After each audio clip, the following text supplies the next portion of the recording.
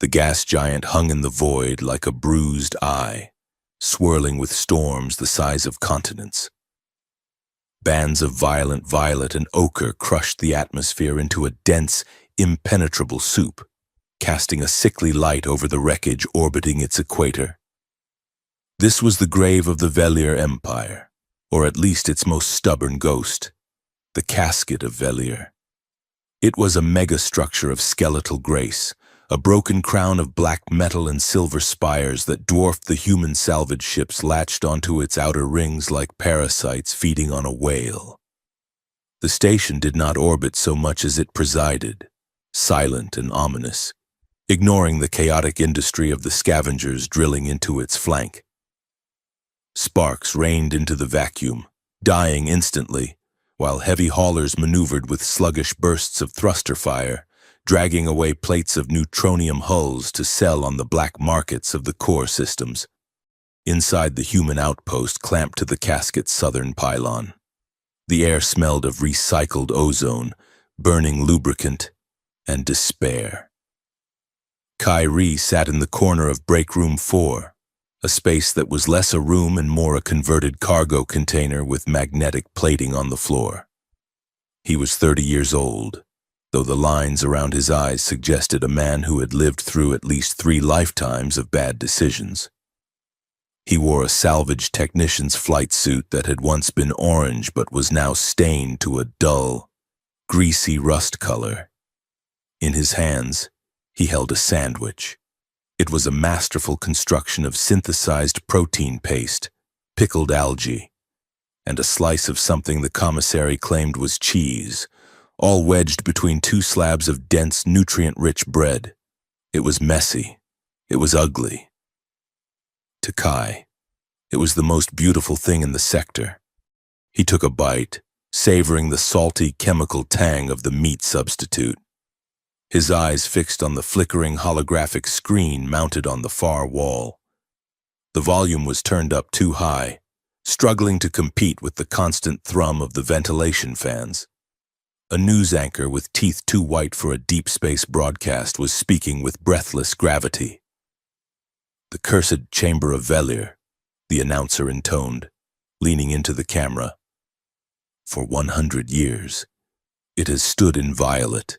Expeditions from the Khal Dominion have vanished. Corporate assault teams from Terra have been reduced to ash. No one could enter the cursed chamber. Every attempt has ended in madness or death." Kai chewed slowly, swallowing with a grimace as a piece of algae got stuck in his teeth. He watched the screen cycle through grainy footage of a heavily armored squad breaching a massive, glyph-etched door, only to scream and claw at their own helmets before the feed cut to static. "Amateurs," Kai muttered, wiping a smudge of mustard from his chin with the back of his glove. "They always use the wrong tools." He took another bite, speaking around the food, or the wrong snacks. A young kid, no older than 18, limped into the break room. He was clutching his left arm, his face pale beneath a layer of grime. He wore the insignia of a lower-deck pipe fitter. He looked around for a seat, but the room was crowded with loud, boisterous miners taking bets on a card game. Kai watched the kid hesitate.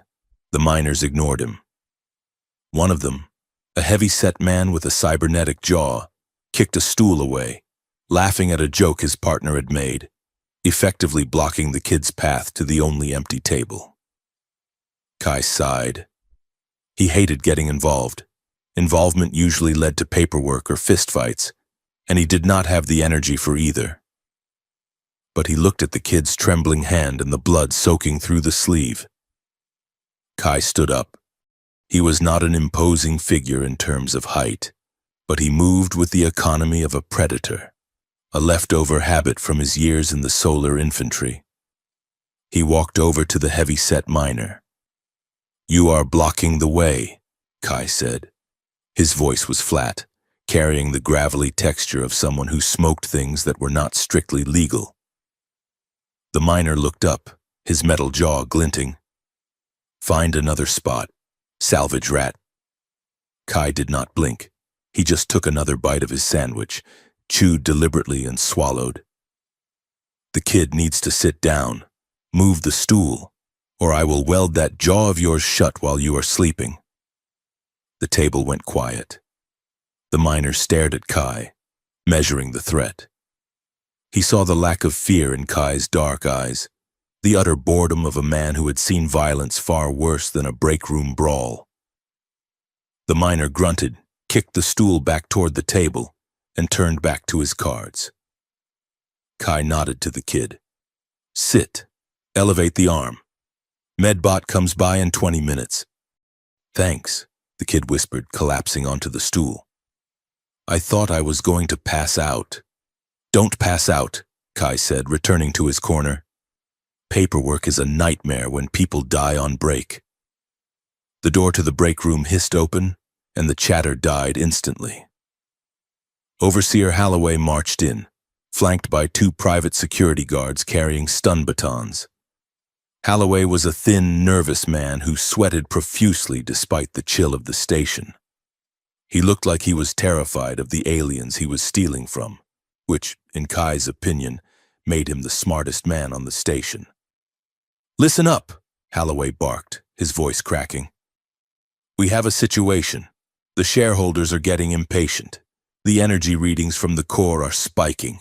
We need it inside the central vault, and we need it now. A rumble of discontent went through the room.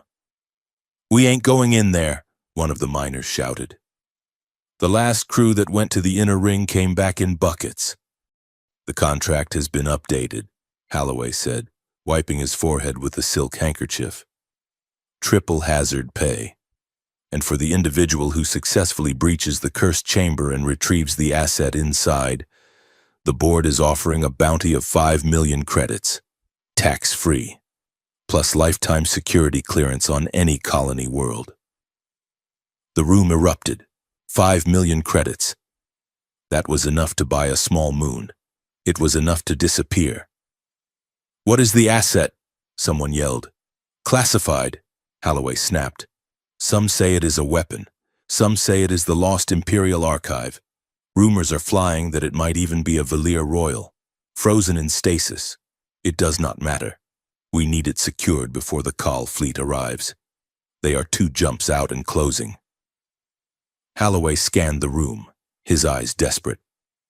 We need a volunteer to take point, someone to test the threshold. Silence descended again. 5 million credits was a lot of money, but you couldn't spend it if your brain had been liquefied by alien psych warfare. Send the human, a voice sneered from the back. Kai did not look up. He was inspecting the structural integrity of his sandwich, which was beginning to list dangerously to the left. It was Jax, a mercenary from the Outer Rim.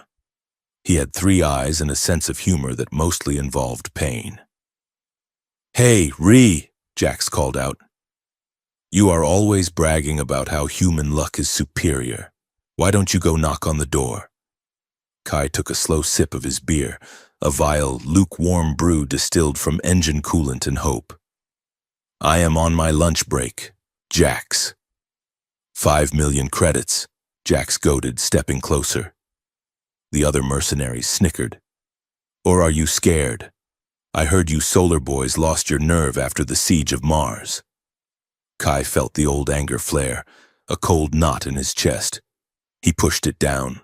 Politics. It was always politics. I am not scared, Kai said, his voice mild. I am hungry. I bet he pisses himself before he reaches the blast door. Another merc laughed. Kai finished his beer. He looked at the sandwich in his hand, then at the overseer, then at the sneering faces of the men who treated the salvage technicians like dirt. 5 million credits? He could buy a ship. He could go to a planet where the sky was blue and the rain didn't burn his skin. He could stop fixing exhaust manifolds for people who hated him. And honestly, he really did not believe in curses. He believed in faulty wiring, radiation leaks, and hallucinogenic mold spores. He did not believe in ghosts. Fine, Kai said, standing up. The room went dead silent. "You are serious?" Holloway asked, blinking. "Sure," Kai said. He adjusted his grip on his lunch. "But I am taking the sandwich, and if I die, you owe my next of kin 10% of the station's scrap value." "You don't have any next of kin," Holloway pointed out. "Exactly," Kai said. "So do not worry about it." The journey to the inner ring took an hour. As they moved deeper into the megastructure, the aesthetic changed. The utilitarian steel of the human outpost gave way to the flowing, organic architecture of the Velir. The corridors became vast, vaulted tunnels of dark, iridescent metal that seemed to absorb the light from the team's shoulder lamps. Gravity fluctuated here. Sometimes Kai felt light as a feather. Other times, his boots felt like they were made of lead. The air grew colder, crisp and thin, smelling faintly of ozone and violets. Holloway and the security team stopped at the final checkpoint, a heavy blast shield set up by the salvage crews. Beyond it lay the corridor leading to the chamber. "This is as far as we go," Holloway whispered. He looked pale. "The readings are going crazy. Radiation is normal, but the psionic background noise is off the charts. Ree, you do not have to do this." Kai checked his oxygen seal. He took a bite of his sandwich, chewing thoughtfully. "I am already here. Holloway, open the shield." The blast doors hissed apart. The corridor ahead was a nightmare of geometry. The walls seemed to curve inward and outward simultaneously. Alien glyphs pulsed on the floor, glowing with a malevolent red light, and there were the bodies. They were not physical bodies, but holographic echoes, security warnings left by the station's automated systems. They depicted the twisted, agonizing final moments of the last intrusion team, men and women clawing at their eyes, their mouths open in silent screams, their bodies contorted as if their bones had tried to escape their skin. "Look at that," Jax whispered over the comms from the safety of the checkpoint. "He is walking into a meat grinder." Kai ignored them. He stepped past the flickering ghost of a screaming Marine. He felt a headache building behind his eyes, a sharp, whining pressure, but he shrugged it off. He had worked with unshielded fusion drives. A little headache was nothing. "Status?" Holloway's voice crackled in his ear. "Hungry," Kai replied. "Almost finished with the crust." He reached the end of the corridor. The door to the cursed chamber was a massive iris of shifting metal, inscribed with patterns that hurt to look at. The air in front of it shimmered like a heat haze on asphalt. "Reading a massive energy spike," Holloway screamed. "Ree, pull back! It is charging up!" The glyphs on the door flared blinding white. The air howled. Kai looked at the barrier. He felt the sheer power radiating from it, enough energy to vaporize a battleship. A normal man would have run. A smart man would have run. Kai Ree was just tired. "Open up," he muttered, and took another step. The barrier lashed out. A lattice of hard light slammed toward him, a grid of incinerating force. The crew back at the checkpoint flinched, expecting to see Kai turned into a silhouette of ash. Instead, the sandwich saved him.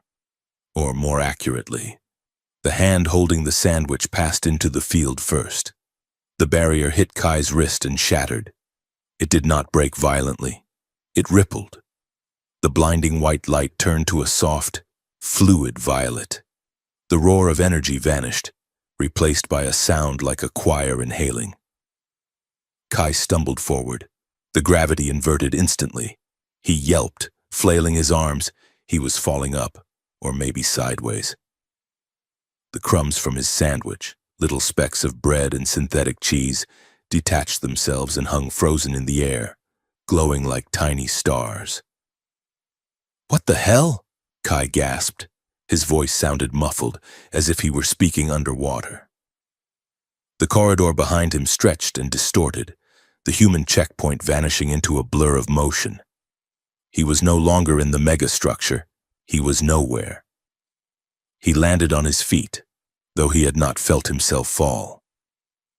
Kai blinked, his heart hammering against his ribs like a trapped bird. He looked down. He was still holding the sandwich. He had dropped a piece of lettuce, which was now orbiting his knee. "Okay," he breathed. That was weird. He looked up. He was inside. The chamber was vast, a cathedral of silence. It was circular, perhaps 300 meters across.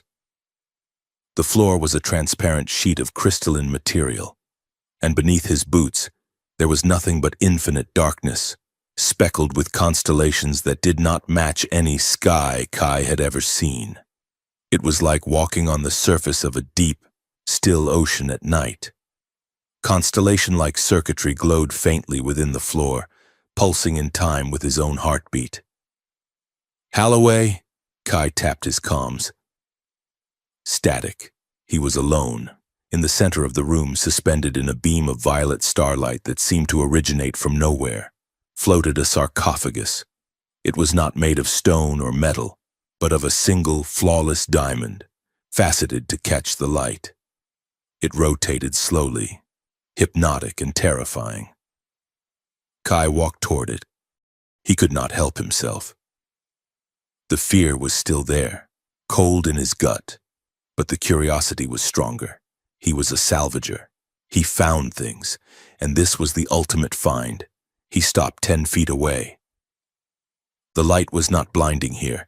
It was soft, illuminating the figure inside the crystal. It was a woman. She was tall, her physiology unmistakably velour, elongated limbs, skin that possessed a faint pearlescent sheen, and ears that tapered to elegant points. She wore robes of woven silver mesh that floated around her as if she were underwater. But it was her face that stopped Kai's breath. She was terrifyingly beautiful, with high cheekbones and a mouth set in a line of grim determination. A crown of dark, living metal was fused to her temples, wires vanishing into her hairline, pulsating with a low, rhythmic thrum. Her eyes were open. They were violet, like the storms outside, but clear and sharp. They were not the dead eyes of a corpse, nor the vacant eyes of someone in cryosleep. They were the eyes of someone who had been awake, staring into the dark, for a very long time. She looked at him. Kai froze. He still had the sandwich halfway to his mouth. A voice echoed in his head. It was not sound.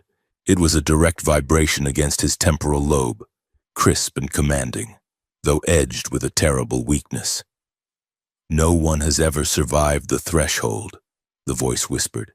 It sounded like wind chimes in a graveyard. "Who are you?" Kai stared at her. He swallowed the bite of food he had been holding in his cheek. His brain scrambled for a heroic answer. He should say he was a great explorer, a warrior, a savior. "I am just the guy with the sandwich," Kai blurted out. The alien woman blinked. The sheer absurdity of the statement seemed to ripple through the psychic connection. "Sandwich?" the voice echoed, confused. The chamber reacted. As soon as the word left his lips, the constellations beneath the floor shifted. The violet light around the sarcophagus flared, expanding outward. The symbols on the walls spun wildly, rearranging themselves from warnings into something else, an invitation, or perhaps a diagnostic scan.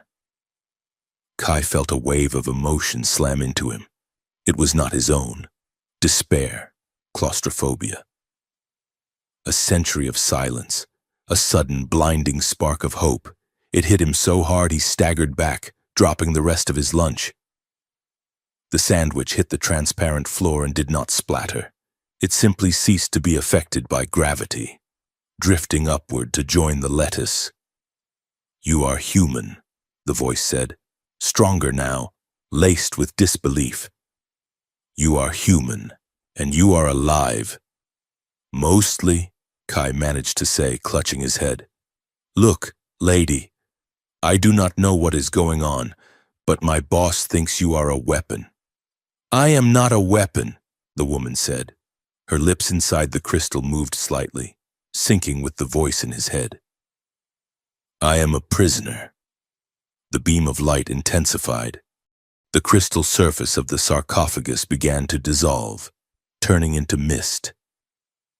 The woman, Princess Erin, though Kai did not know her name yet, drifted forward, still held in the stasis field, her feet inches above the floor. The barrier, she projected, her thoughts racing. It requires a genetic key, a specific resonant frequency. How did you pass it? I walked, Kai said. I walked and I ate. I told you, impossible, she whispered. Unless. Her eyes locked onto his. The crown on her head flared with a sudden, painful spike of red light. Warning! A mechanical voice boomed from the walls, speaking in archaic Velir that Kai's translator chip barely managed to parse. Containment breach. Biomass detected. Purge protocols initiating. The floor began to vibrate.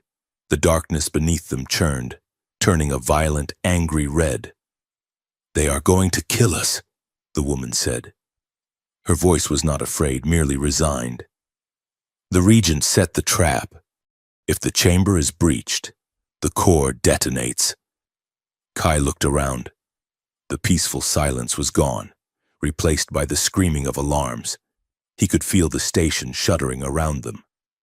Detonates? Kai yelled. Like, explodes? Yes, she said. Run, human. Perhaps you can make it back to the threshold before the fire takes you. Kai looked at the door, hundreds of meters away. The corridor was warping again, twisting into a maze. He looked at the woman. She was trapped in the field, unable to move, waiting to die. She looked so incredibly lonely. Kyrie had spent his life running away from things. He ran from the war. He ran from his family. He ran from responsibility. He looked at the floating crumbs of his sandwich. To hell with running, Kai growled. He stepped forward. What are you doing? The woman's voice spiked with panic. Do not touch the field. It will fly through your mind. You said it needs a key, Kai shouted over the roar of the alarms. Maybe I am the key. Or maybe the lock is just rusty. He reached out. Stop, she commanded, but there was a plea underneath it. Kai slammed his hand against the shimmering field of light that held her. He expected pain. He expected death. Instead, he felt a jolt of electricity that was not painful, but cold. Ice water poured directly into his veins. His fingers sank into the light. He brushed against her arm, skin to skin. The universe turned white. The alarms silenced instantly. The red light vanished. A swirling vortex of blinding, brilliant energy erupted from the point where they touched, engulfing them both. Kai felt himself being pulled apart and put back together, every cell vibrating in time with hers. Back in the control room, Overseer Halloway stared at his screens. Sir, a technician screamed. The sensors, he is gone. The signal is gone. Did he die? Halloway demanded. No, sir, the technician said, her face pale. The chamber, it just folded. The entire inner core is gone from our reality. It is rewriting itself. Inside the blinding light, Kyrie held onto the alien princess, and for the first time in 100 years, the casket of Velir began to wake up. The light did not fade so much as it reorganized itself, retreating from a blinding white supernova into sharp, architectural lines of violet and deep indigo. Kyrie tasted copper and ozone. His head felt like it had been used as a percussion instrument by a very enthusiastic drummer. He blinked, trying to clear the static from his vision, and pushed himself up from the floor. The floor had changed. The transparent, terrifying drop into infinite darkness was gone. In its place was a solid surface of interlocking matte black plates. etched with running streams of luminescent data that flowed like water. The vast circular chamber had contracted, the walls shifting inward to create a more intimate, vertical space that resembled a control nexus or perhaps a throne room. Kai groaned, checking his limbs, arms attached, legs functional, sandwich missing. He patted his flight suit pockets frantically, then stopped. Priorities? You are in an alien death room. Lunch can wait. He looked up. She was standing in the center of the dais, where the crystal sarcophagus had been moments before. Princess Erin Velir, free of the stasis field. She was taller than he had realized, looming over him with a presence that made the air feel heavy. Her skin was not just pale, it was a canvas of bioluminescent patterns, faint tracings of silver and lavender that pulsed in rhythm with her breathing. They swirled around her neck and vanished beneath the high collar of her robes, which were now moving softly in the atmospheric currents of the room. Shimmering like oil on water, she stood with a rigid, brittle grace, the posture of someone who had been trained to rule galaxies but had not moved a muscle in a century. Her hands were clenched at her sides, fingers long and elegant, trembling slightly as she flexed them, testing the reality of her freedom. But it was the crown that drew Kai's eyes. It was not a piece of jewelry. It was a parasite of chrome and black wire, fused directly into her temples and the nape of her neck. It hummed with a low, menacing frequency that made Kai's teeth ache. She turned her head slowly, the vertebrae cracking audibly in the silence. Her eyes locked onto him. They were luminous, literal pools of light that seemed to reflect data streams he could not see. "You," she said. Her voice was no longer a psychic whisper. It was a real sound, resonating through the chamber with the force of a command. It was raspy from disuse but held an edge of steel that could cut glass. "You are still here," she stated, as if this were a personal failing on his part. Kai scrambled to his feet, dusting off his knees.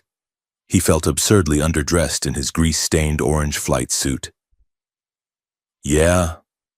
Well," Kai croaked, clearing his throat. "I was not exactly given directions to the exit. And you are welcome, by the way." Erin took a step toward him. She stumbled slightly, her equilibrium off after 100 years of floating, but she caught herself instantly, drawing herself up to full height. She looked at him with a mixture of fascination and revulsion. "A human," she murmured, tilting her head. The crown buzzed louder. "A human male, unarmed, unshielded, covered in grease." "It is hydraulic fluid," Kai corrected defensively. "And I am Kai Ree, salvage tech, class B." "Salvage," she repeated, testing the word. "You came to scavenge my corpse."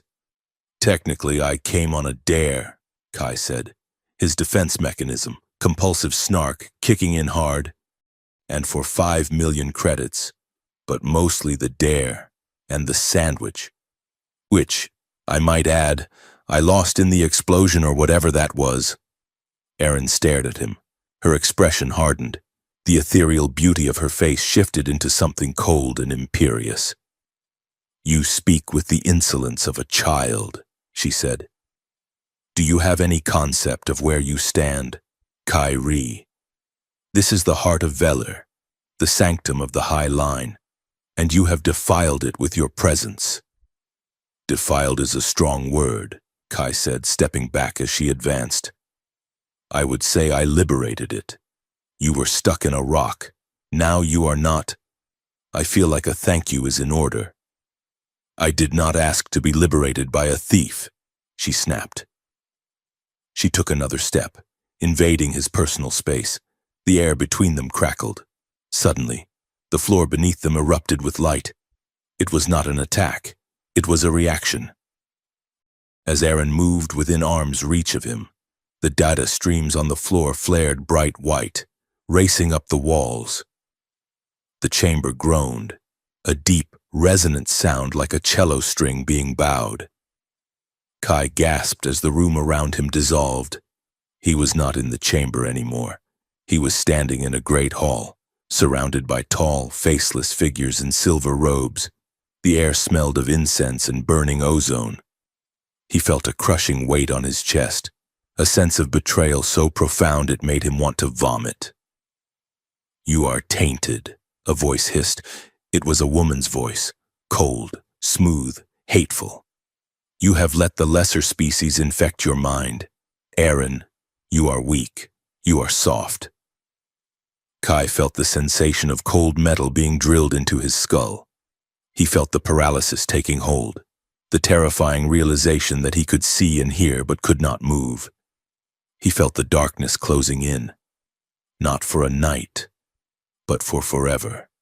He felt the screaming in his own mind, a scream that went on for decades without a breath. Then, just as quickly, the vision snapped. Kai staggered back, clutching his head, his breath coming in ragged gasps. He was back in the chamber.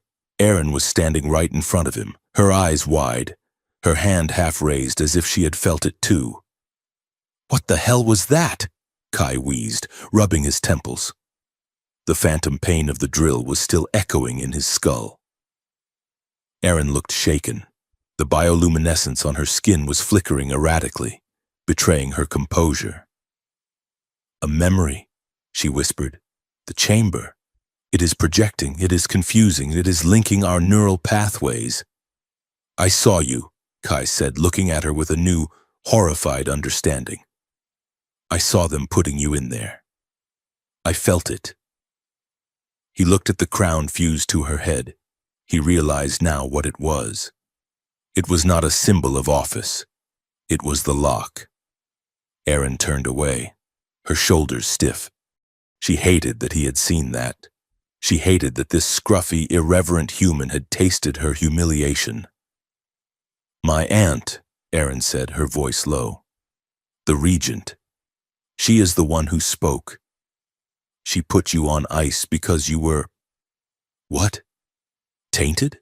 Kai asked, the sarcasm gone from his voice. "Because I advocated for coexistence," Erin said, staring at the wall of flowing data. "The Empire was stagnating. We were ancient, powerful, and dying of our own arrogance. I looked outward. I studied human history. I spoke with your diplomats. I suggested that perhaps the Veller could learn from your chaotic vitality." She turned back to him, a bitter smile touching her lips. "For that, I was accused of treason, of being corrupted by human influence. My aunt declared me unstable. She said my psychic potential was a danger to the state. So she locked me in the dark and rewrote history." "And the curse?" Kai asked. "The thing that kills everyone?" "A security matrix," Erin explained. "Reprogrammed to target any biological signature that does not match specific criteria. It was designed to keep me in and everyone else out." She paused, her gaze drilling into him. "Except you." Kai shifted uncomfortably. "Yeah, about that. Why am I not a pile of ash right now?" "Because the Matrix recognized you," Erin said. She stepped closer again, cautious this time, watching the floor for more light flares. "You have genetic markers, rare ones, ancient recording in your DNA that matches the old diplomatic protocols. And—" She hesitated. "And what?" "And your mind," she said softly. "The Matrix scans for intent. It kills those who come with aggression or greed. You came with—" She frowned, struggling to parse the concept. "Indifference. You did not believe in the danger. You were simply hungry and bored. The system did not know how to categorize a threat that was eating a sandwich, so it defaulted to guest." Kai blinked. "So my apathy saved my life?" "Your foolishness saved your life," Erin corrected. "Do not mistake luck for skill." Before Kai could retort, the chamber turned red. A siren, distinctively human and blaringly loud, echoed from somewhere far above them. The data streams on the walls shifted from violet to a pulsing, angry crimson. "That is the station alarm," Kai said, looking up. "Holloway must be panicking." "The energy signature of the chamber has changed," Aaron said, looking at the displays. Her eyes darted back and forth, reading the alien script faster than Kai could follow. "When the stasis broke, the core began to cycle up. The human corporation attached to this structure. They are detecting a thermal runaway. They think it is going to blow," Kai realized. Holloway said they have contingencies. If they think the asset is unstable, they will detach the outer ring and nuke the core to prevent the explosion from taking out the fleet. "Then we are on a deadline," Aaron said calmly. She raised her hand, palm open, facing the central console of the room. "Chamber," she commanded. "Eject the human. Seal the blast doors. Prepare for defensive reconfiguration." The chamber did not obey. Instead, a beam of light shot from the console, hitting Kai in the chest. "Hey!" Kai yelled, batting at the light. Another beam hit Aaron. The two beams merged, forming a solid arch of energy connecting them. Kai felt a jolt in his chest, a physical tugging sensation. He looked at Aaron. He could feel her frustration. It tasted like bitter lemon. He could feel her fear. It felt like cold stone. And she gasped, her hand flying to her chest. "What is this?" she demanded. "What are you projecting on me?" "Me!" Kai cried. "You are the one doing the spooky magic." "I feel..." Aaron's eyes widened. "I feel guilty, and a desire to hide." "You want to be paid, but you are ashamed of it. And you are lonely. Terribly, suffocatingly lonely." Kai flushed, anger spiking hot and fast. "Get out of my head, lady." "I cannot," Aaron shouted back. "The chamber has linked us. It interprets you as the key and me as the operator. It has fused our biometric command codes. I cannot access the systems without you, and you cannot leave without me." "That is ridiculous," Kai spat. "I am leaving. I am walking right out that door." "Try it," Aaron challenged. Kai turned and marched toward the exit. He got 3 steps before an invisible tether yanked him backward. He stumbled, fighting against the force, but it was like trying to walk through solidifying concrete. "The system requires proximity," Aaron said, her voice tight. "If you move more than 10 meters from me, the safety protocols engage and lock us both down." Kai stopped. He turned around, breathing hard.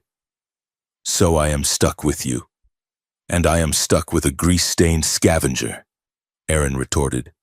"Great," Kai muttered. "Just great. Look, Your Highness, I do not care about your empire. I do not care about your aunt. I just want to get off this rock before Holloway decides to turn us into stardust." "So how do we get out?" "We must reach the upper transit spires," Aaron said, pointing to a schematic floating in the air. "My personal shuttle was docked there a century ago. If it is still functional, we can escape."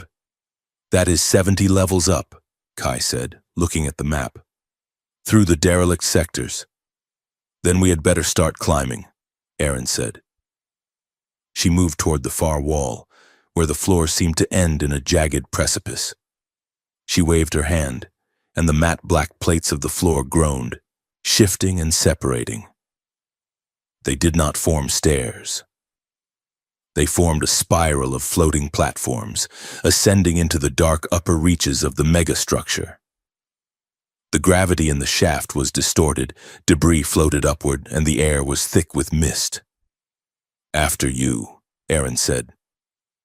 Kai looked at the floating platforms. They looked slippery. "Ladies first. It is a human custom." "Cowardice seems to be a human custom as well," she murmured, but she stepped onto the first platform. It held her weight. She looked back at him, the violet light of her eyes cutting through the gloom. Come, Kyrie. Do not make me drag you. They began the ascent. It was grueling. The platforms were not static. They drifted and tilted, responding to the fluctuations of the station's dying power core. They had to move in tandem. Jump on 3, Aaron ordered, standing poised on the edge of a rotating disc. 1, 2, 3. Kai counted. They leaped together, landing on a higher platform that shuddered under the impact. As they climbed, the silence between them was filled with the noise of their shared minds. Kai tried to build a wall to block her out, but the connection was too raw. He kept getting flashes of her life before the chamber. Images of a glittering court, of whispering nobles, of her standing alone on a balcony looking at the stars, wishing for someone to talk to who wasn't trying to manipulate her. It made his chest ache. He recognized that feeling. He had felt it in the barracks after his squad was wiped out, sitting alone while the new recruits laughed and played cards. "Stop it," Aaron said sharply without looking back. "Stop what?" "Stop pitying me," she said. "I do not require your sympathy." "It is not sympathy," Kai grunted, pulling himself up onto the next ledge. "It is empathy. There is a difference. Humans have it. Maybe that is why your aunt hated us." Aaron stopped. She stood on a narrow beam of metal, looking down at him. The bioluminescence on her face softened slightly. "Perhaps," she allowed. Or perhaps she feared that empathy makes a ruler hesitate when they should strike. "Hesitation keeps you from becoming a monster," Kai said. "It also gets you killed," Aaron countered. She turned to leap to the next platform, a wide slab of metal rotating slowly in the anti-gravity field. She miscalculated.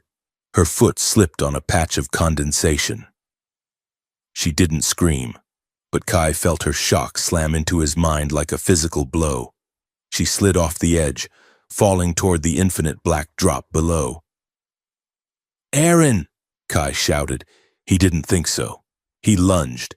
He threw himself off his own platform, diving into the empty air. His hands scrambled for purchase, his fingers hooking into the fabric of her robes. He slammed into the side of the lower platform, his ribs groaning in protest, but he held on. He swung her toward the metal beam, his other hand gripping a strut until his knuckles turned white. "Grab the strut!" Kai yelled, his voice strained. Aaron scrambled, her movements frantic, until she found a handhold. Kai hauled her up, and he collapsed beside her on the narrow metal walkway. They were both breathing hard, hearts hammering in a syncopated rhythm that echoed loudly in the silence. They were tangled together. Kai's arm around her waist, Aaron's hand clutching his shoulder. They were inches apart. Kai looked up. Aaron was looking down at him. Her hair was a chaotic halo of ink-black strands, her crown humming softly. Her eyes were wide, the pupils dilated. The psychic link flared. It wasn't a trickle this time. It was a flood. Kai felt her terror, the absolute primal fear of falling back into the dark. But beneath that, he felt something else, a sharp, electric jolt of adrenaline and attraction. She was looking at him not as a grease-stained tech, but as a man who had just caught her. She felt the heat of his hand on her waist, the solidity of his chest. She felt a sudden, desperate need to be held, to be anchored by something warm and alive. And Aaron felt him. She felt his protective instinct, a fierce, golden, burning thing that overrode his cynicism. She felt his admiration for her, not for her title, but for her refusal to scream when she fell. And she felt his desire raw and unbidden, a reaction to her proximity. Her scent of ozone and violets, the alien elegance of her face. For a second, the boundary dissolved completely. Kai didn't know whose heartbeat he was feeling. Aaron didn't know whose breath was hitching in her throat. They leaned in. It was instinct. Gravity. Kai's gaze dropped to her lips. Aaron's fingers tightened on his flight suit. The air between them seemed to vibrate, charged with a century of waiting and a lifetime of running. Then, a piece of debris clattered onto the platform above them, breaking the silence. They pulled apart as if burned. Kai scrambled backward, hitting his head against a support pylon. Aaron drew her knees up, wrapping her robes around her like a shield. They stared at each other, chests heaving, eyes wide with the shock of what had almost happened. Kai started, his voice cracking. I just didn't want you to fall. The bounty is for a live asset. It was a lie. A terrible, transparent lie. Aaron swallowed hard. Her skin was flushing a deep, violet hue. Yes, she said, her voice trembling. Of course. The bounty. She stood up, turning her back to him quickly to hide her face. We should move. The station vibrations are increasing. Kai stayed seated for a moment, trying to slow his heart rate. He looked at his hand, the one that had held her waist. It was shaking. Right, Kai said. Moving. They finished the climb in silence, but the silence was different now. It was heavy, charged with an awareness that made every accidental brush of their shoulders feel like a lightning strike. They reached the top of the shaft and scrambled through a maintenance hatch, tumbling out into a service corridor. This was the human sector, or at least the parts of the Valir structure that humans had colonized. The walls were covered in graffiti, patched with sheet metal, and lined with buzzing fluorescent lights. We are out, Kai said, checking his wrist computer. This is level 70, maintenance access. Aaron looked around, wrinkling her nose at the smell of stagnant water and oil. This place is filthy. It is home, Kai said grimly. He tapped a panel on the wall, bringing up a local sensor net. His face fell. What is it? Aaron asked, sensing his spike of anxiety through the link. We are not invisible, Kai said. He pointed to the screen. Red dots were swarming the schematic of the level. Corporate strike teams, Kai said. They picked up the energy discharge when we left the chamber. They know exactly where we are. And my aunt? Aaron asked. Kai zoomed out to the long-range comms traffic. Imperial channels are screaming. The Regent has issued a system-wide alert. The curse is broken. The prisoner is loose. He looked at Aaron. There is a bounty on your head, Kai said. Dead or alive, preferably dead. Aaron straightened, her regal demeanor returning instantly, though her eyes were still haunted. Then let them come, she said, the crown on her head glowing with a dangerous light. I have been asleep for 100 years. Kai Rhee. I am quite awake now. Great, Kai said, drawing his laser cutter from his belt. It was a tool, not a weapon, but it would have to do. Just do me a favor. Try not to destroy the station while we are still inside it. I make no promises, Aaron said. From down the corridor, the heavy thud of magnetic boots echoed against the metal floor. The hunt was on. The casket of Valir was not merely a station, it was a world skeleton, a sprawling necropolis of metal and memory that defied the logic of simple architecture. To Kai Rhee, who was used to the cramped utilitarian corridors of human salvage rigs, the interior of the megastructure felt less like a building and more like the belly of a sleeping god. They were running. They had left the human-occupied sectors hours ago, crossing the threshold into the deep zones where the air scrubbers had not run for a century, and the gravity was a suggestion rather than a law. Left, Aaron shouted, her voice cutting through the roar of distant machinery. They skidded around a corner, their boots struggling for purchase on the slick, obsidian floor. Behind them, the heavy thud of corporate pulse rifles echoed off the walls, followed by the sizzling snap of plasma scorching the air. They are persistent, Kai wheezed, his lungs burning. I will give them that. Most mercs give up after the first 3 miles of cardio. They are not being paid to give up, Erin retorted, though her own breath was coming in sharp gasps. They are being paid to erase a mistake. They burst into a vast, cavernous space that stole the breath from Kai's chest. It was a zero-gravity bridge, a slender ribbon of translucent crystal spanning a chasm that dropped away into a foggy, luminescent abyss. Floating islands of rock and twisted metal drifted in the void, suspended by failing magnetic fields. We have to cross, Erin said, not breaking stride. There are no rails, Kai pointed out, staring at the drop. And I am pretty sure that drop goes down to the planetary core. Then do not fall, Erin said. She stepped onto the bridge. Instantly, the alien technology responded to her presence. The crystal ribbon lit up with a soft, violet pulse, and a shimmering energy shield erected itself along the edges, forming a protective tunnel. Handy, Kai muttered, following her. As they ran across the span, the chasm below seemed to watch them. Strange. Biomechanical eyes opened on the floating debris, tracking the return of the Velier air. The station was waking up, its dormant systems recognizing the genetic signature of the woman running for her life. A laser bolt shattered the silence, striking the energy shield just inches from Kai's head. The shield flared purple, absorbing the impact, but the force of it knocked Kai sideways. He tumbled, weightless for a sickening second as the gravity plating on the bridge fluctuated. Kai! Erin's voice was a shout in his ear and a scream in his mind.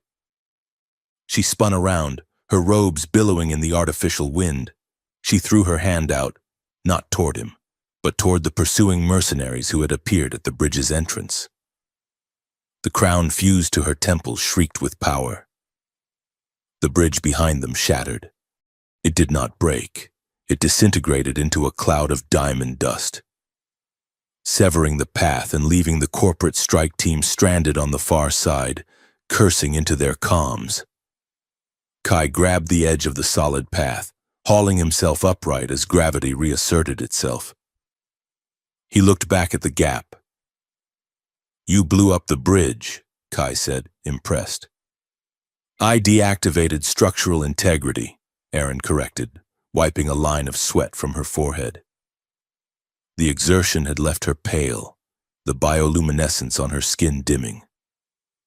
We have bought ourselves 10 minutes. They will have to reroute through the ventilation subgrid.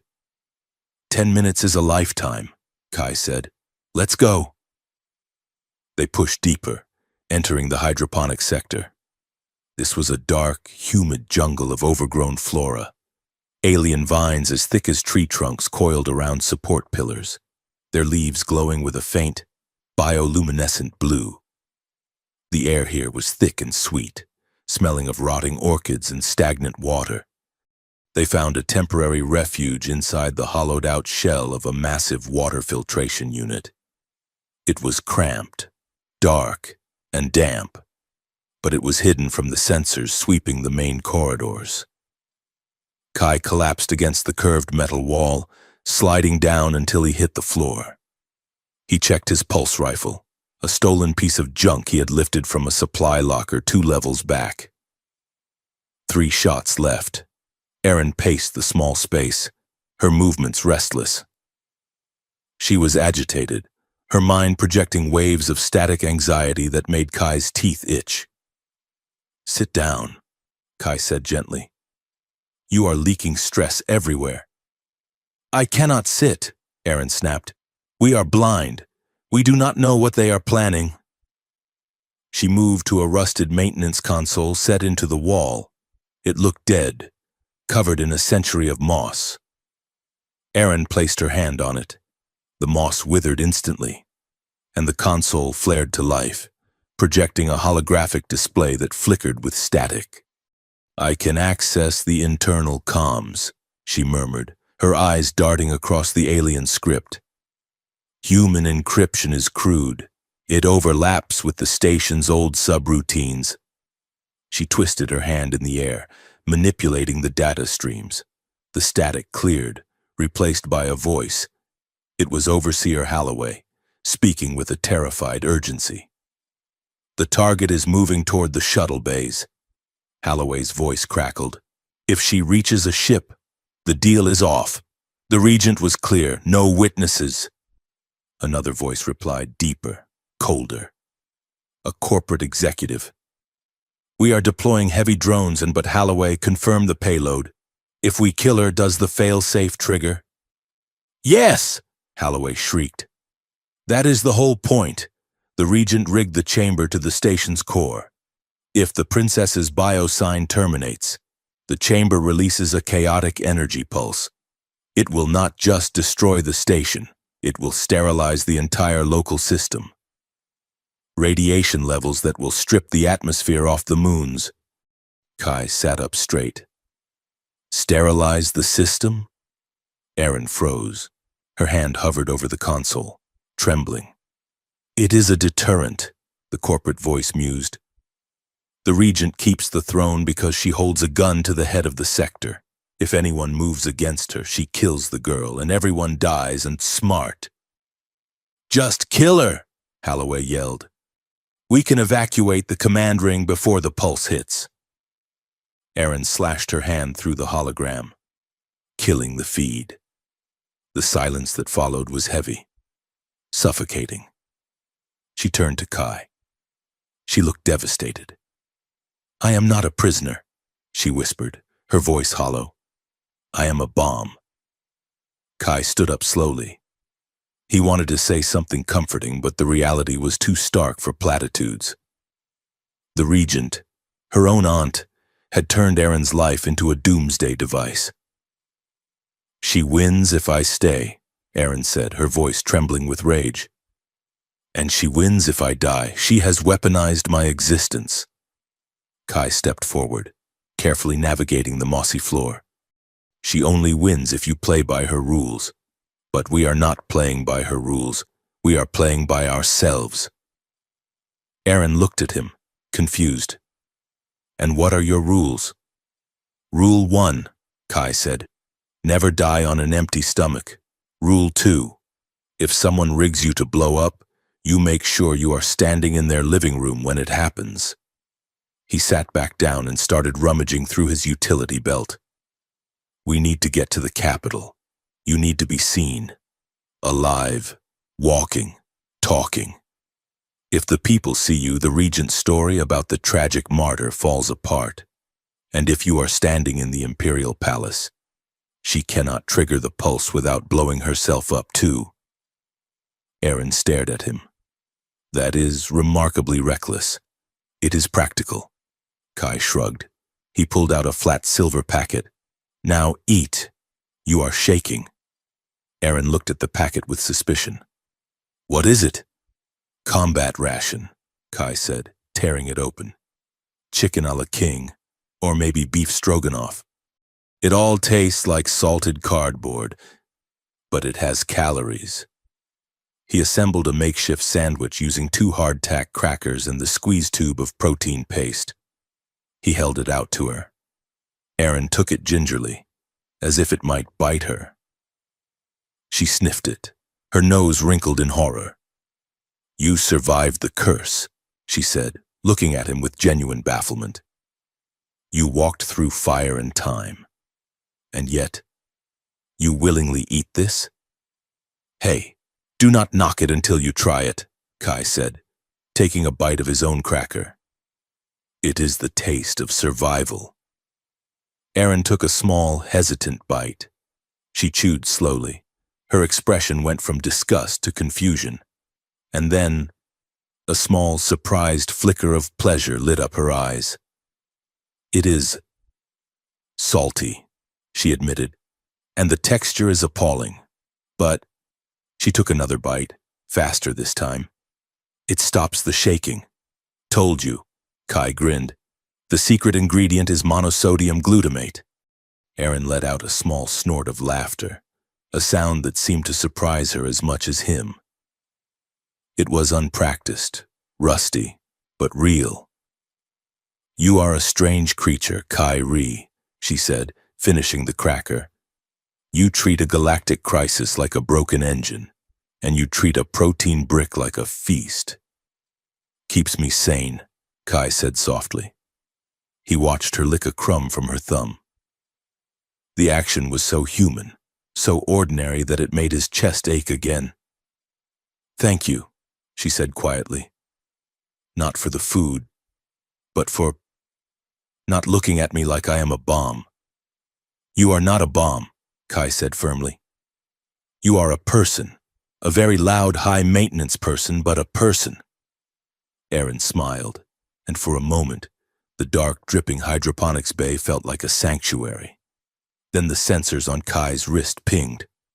"Proximity alert," he hissed, killing the light on the console. "They are close." "Where?" Aaron whispered. "Everywhere. They are sweeping the grid." Kai looked around. The water tank was too open. "The conduit, behind the intake valve, move." He grabbed her hand, and they scrambled into the narrow service conduit that ran behind the filtration machinery. It was a tight squeeze, designed for drones, not people. They crawled in about 10 feet, until the tunnel narrowed so much they couldn't go further. They were trapped in a dead end. Darkness pressing in from all sides. "Stop," Kai breathed. They froze. Outside, heavy boots clanged against the metal grating. The sweep of flashlight beams cut through the gaps in the machinery, slicing the darkness near their hiding spot. "Clear this sector," a voice growled, muffled by the walls. "Check the vents." Kai and Aaron were pressed together in the dark. There was no room to move. Kai's back was wedged against the curved wall, and Aaron was pressed against his chest, her legs tangled with his. It was intimate by necessity, but the psychic link turned it into something else entirely. Because they were touching, the connection was wide open. Kai could feel her heart beating against his own ribs, a frantic, fluttering rhythm. But beneath the fear, he felt her awareness of him. He felt the way she perceived him, solid, warm, a wall between her and the world. He felt a wave of admiration from her. She liked the way he didn't tremble, the way his hand rested protectively on her lower back, not grabbing, just holding. And she felt him. Aaron gasped softly. She felt the heat of his attraction to her. It wasn't the distant, worshipful adoration she was used to from her subjects. It was raw and grounded. He liked the way she smelled like rain and electricity. He liked the sharpness of her eyes. He saw the terrified girl beneath the queen. And he didn't want to fix her. He just wanted to stand with her. The sensation was intoxicating. For Aaron, who had spent a lifetime being touched only by handmaidens or ceremonial guards, this rough, honest contact was overwhelming. "Kai," she breathed, her voice barely audible. In the dark, their breathing aligned. Inhale, exhale. Aaron's hand, trembling, moved up his chest. She traced the line of his jaw, her fingertips cool against his stubble. The touch sent a jolt through both of them that was sharper than the laser fire.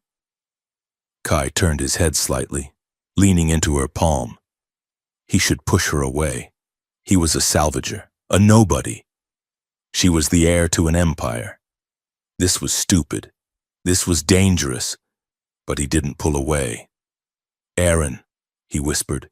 They shifted, millimeters in the dark. Her face tilted up. He could feel her breath on his lips. The psychic link flared white-hot, flooding them with a mutual desperate need not just for sex but for the affirmation of life in the face of death. They wanted to be known. They wanted to be seen. They leaned in, eyes closing, lips brushing in a ghostly promise of a kiss. Clang! A rifle butt smashed against the grate inches from their heads. "Sector clear!" a mercenary shouted, right outside the conduit. "Moving to the hangar deck." The footsteps receded.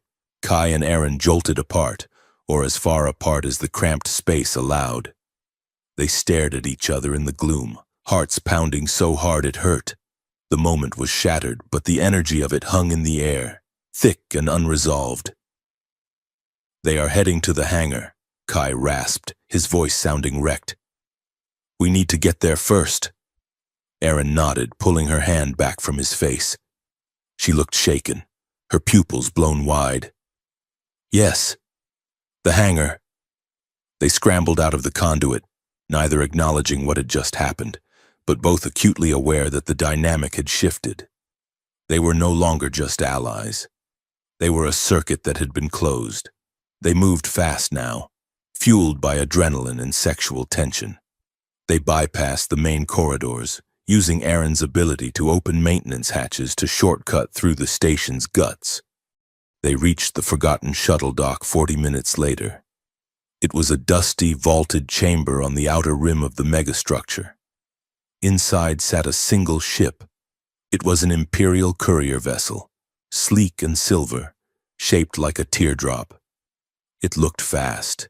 It also looked like it hadn't flown in 80 years. "Will it fly?" Kai asked, sprinting toward the ramp.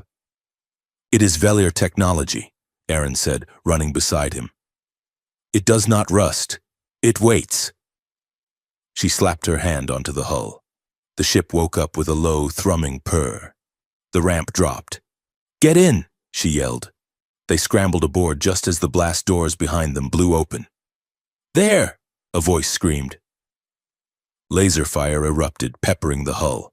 Kai jumped into the pilot's seat. The controls were alien, holographic spheres instead of sticks and throttles. "I do not know how to fly this," Kai shouted, his hands hovering uselessly. Aaron strapped into the co-pilot seat. She reached out, not to the controls, but to him. She grabbed his hand. "Do not fly with your hands," she commanded. "Fly with me." The link snapped into place. Suddenly, Kai didn't see the cockpit. He was the ship. He could feel the engines priming in his legs, the sensors extending from his skin. He felt Aaron's knowledge of the systems overlaying his own reflexes. He grinned. It was the greatest high he had ever felt. "Hang on," Kai said. He didn't pull a lever. He simply willed the ship to move. The courier vessel shot out of the hangar like a bullet, smashing through the magnetic containment field and screaming into the void. "Contact!" Aaron shouted in his mind. "Drones, 12 o'clock." A swarm of corporate interceptors dropped from the gas giant's upper atmosphere, locking onto them. "I see them," Kai thought. He banked the ship hard, a maneuver that would have blacked out a normal pilot, but Aaron was regulating their blood pressure through the link. They moved in perfect synchrony. Kai handled the evasion, spinning through the debris field of the outer rings, dodging spinning plates of hull metal. Aaron handled the countermeasures, pulsing the shields and firing jamming bursts that sent the drones spiraling into each other. It was a dance. It was thrilling. It was intimate. They spun past a massive chunk of wreckage, using it as a slingshot to break the gravity well of the gas giant. The stars stretched into streaks of light. "Punch it!" Aaron yelled. Kai engaged the jump drive. The universe blurred, and the casket of Velir vanished behind them. Silence returned. They were in hyperspace, a tunnel of swirling indigo clouds. The ship hummed steadily, carrying them toward the Imperial capital. Kai slumped back in the pilot's chair, releasing Aaron's hand. The loss of contact was jarring, leaving him feeling cold and small.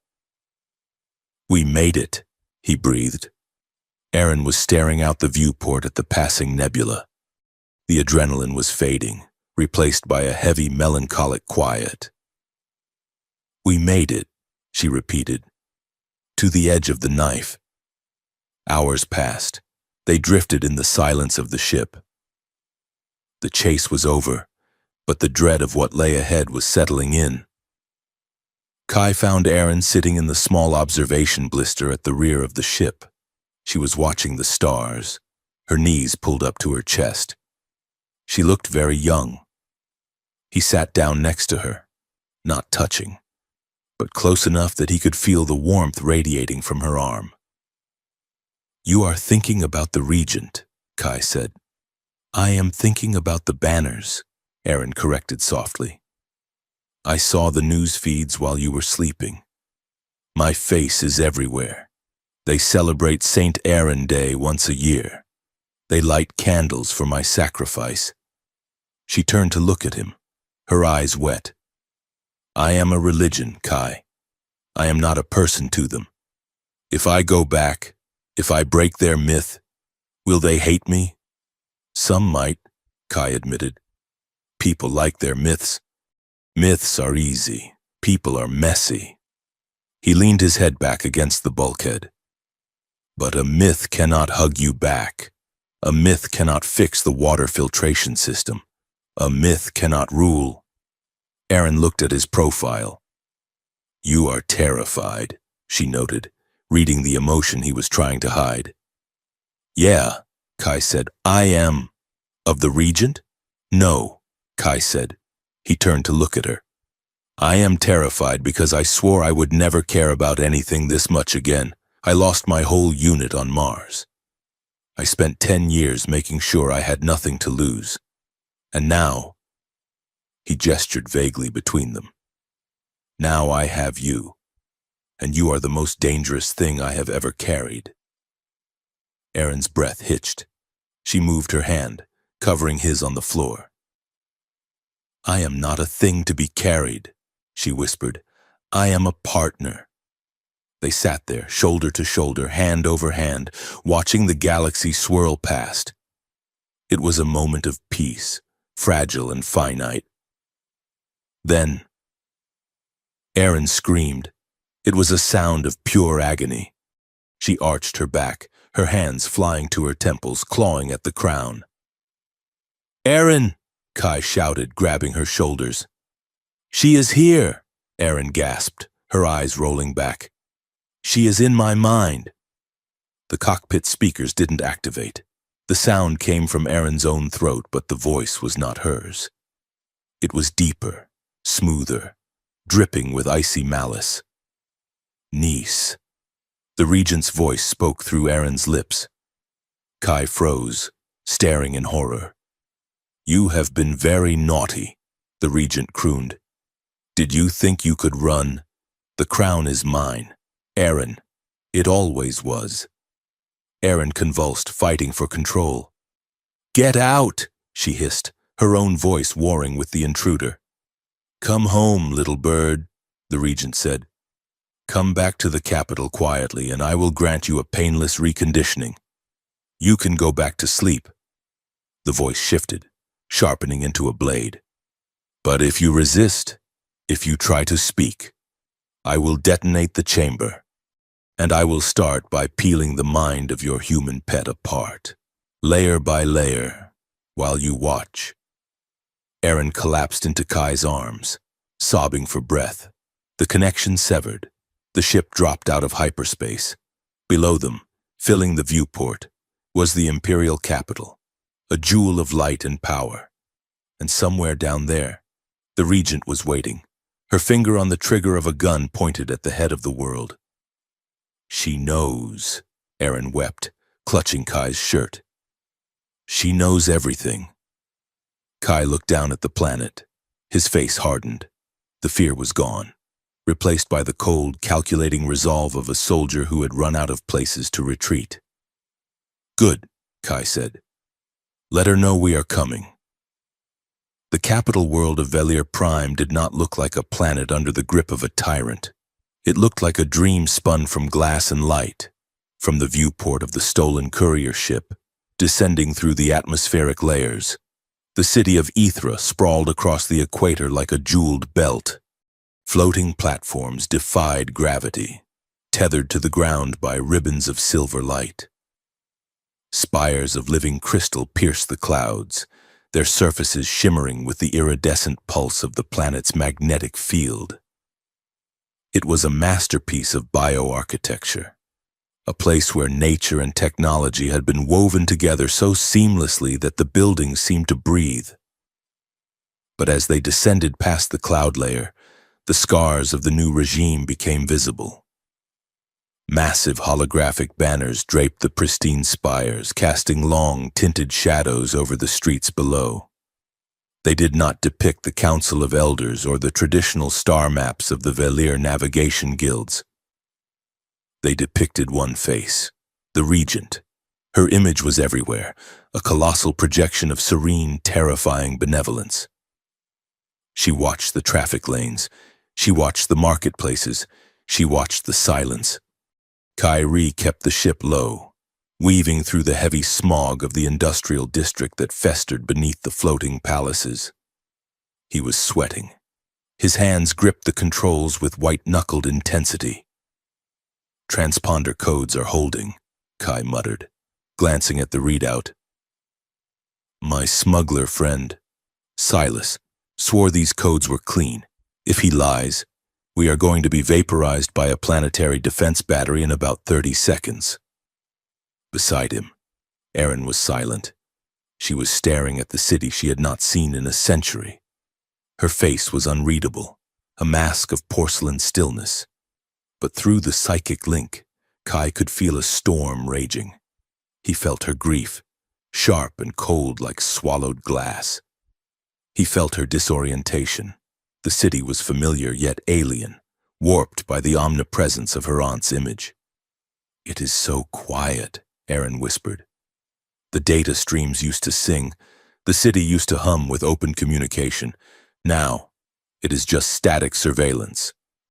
"Dictatorships are usually quiet," Kai said, banking the ship toward a grimy docking bay in the lower levels. "Noise means dissent. Dissent gets you shot." They landed in a repurposed cargo hollow, far from the gleaming upper levels. The air here tasted of sulfur and unwashed bodies, a stark contrast to the perfumed oxygen of the heights. Kai secured the ship and turned to Erin. She stood in the center of the cockpit, radiating a faint, ethereal light. In the gloom of the lower city, she shone like a beacon. "We have a problem," Kai said. "You are glowing." Erin looked down at her hands. The bioluminescence of her skin was flaring with her agitation. "I cannot help it. It is a stress response. My biology reacts to the crown's activity." "We need to dampen it," Kai said. He rummaged through a locker and pulled out a heavy, lead-lined traveler's cloak and a localized field disruptor, a small, ugly device used by thieves to hide thermal signatures. He clipped the device to her belt. Erin gasped as the field engaged. It didn't just hide her light, it suppressed it, forcing the energy back into her cells. She slumped forward, the sudden weight of anonymity crushing her natural radiance. "It feels like suffocation," she breathed, pulling the hood up. "It is camouflage," Kai said gently. He reached out, adjusting the hood so it shadowed her face completely. "Down here, you are not a princess. You are just another refugee trying not to get noticed. Can you do that?" Erin straightened. The regent's face on the banner outside seemed to mock her. "I have been invisible for 100 years. Kai," she said, her voice hard. "I can be invisible for one more day." They moved through the streets of the lower district, a labyrinth of neon signs and crowded noodle stalls. The people here were a mix of Velir commoners and human laborers, all moving with their heads down, eyes averted. Fear was a physical weight in the air. Kai led them to a contact Silas had recommended, a back-alley data broker named Kalen. But as they passed a central plaza, Erin stopped dead. In the center of the square stood a holographic monument. It was a depiction of the cursed chamber, rendered in somber, respectful grays. And floating above it was a statue of Erin herself. But the inscription broke her heart. "Here lies Princess Erin Velir, the last hope, who gave her life to seal the great darkness. Her sacrifice ensures our safety. Her silence protects our peace. People walked past the monument, touching their foreheads in a gesture of reverence. A mother knelt at the base, whispering a prayer to Aaron's image, asking for protection from the outer threats. Aaron stood frozen in the crowd, the hood obscuring her trembling lips. "They think I am dead," she whispered. The psychic link flooded Kai with her horror. "She did not just imprison me. She turned my prison into a church." "It is smart," Kai said grimly, standing close to her to block the flow of the crowd. "If you are a martyr, no one looks for you. And if the chamber is a tomb, no one tries to open it. She used your memory to justify the lockdown." "They are praying to me," Aaron said, her voice cracking. "They are thanking me for their chains. They believed the lie, Kai. They accepted it." She looked at the woman praying, a Velir citizen with tired eyes and worn clothes. "Do they deserve to be saved?" Aaron asked, the question tearing out of her. "If they are easily led, if they forgot me so quickly." Kai grabbed her arm, pulling her into the shadow of an awning. "Hey, look at me." She turned, her violet eyes burning in the darkness of her hood. "They did not forget you," Kai said intensely. "They are surviving." "That woman? She is just trying to get through the day without the secret police kicking down her door." "They believed the lie because the truth would get them killed. Ruling isn't about waiting for people to be perfect, Aaron. It is about looking out for them even when they are wrong, even when they are weak." Aaron stared at him. The cynicism she usually sensed in him was gone, replaced by a fierce, grounded morality that surprised her. "You sound like a king," she murmured. "I sound like a grunt who has seen too many bad officers blame the troops for the strategy." Kai said, "Now come on. Patrols are doubling." They didn't make it to the data broker. The streets were suddenly swarming with drones. The Regent's security net was tightening. "We need to go to ground," Kai hissed. "We cannot cross the sector checkpoints with that dampener spiking." He pulled her into a narrow alleyway that smelled of ozone and frying grease, leading her to a boarding house that advertised hourly rates and no questions asked. The room was a box. The walls were peeling synthetic plasterboard. The single window looked out onto a brick wall.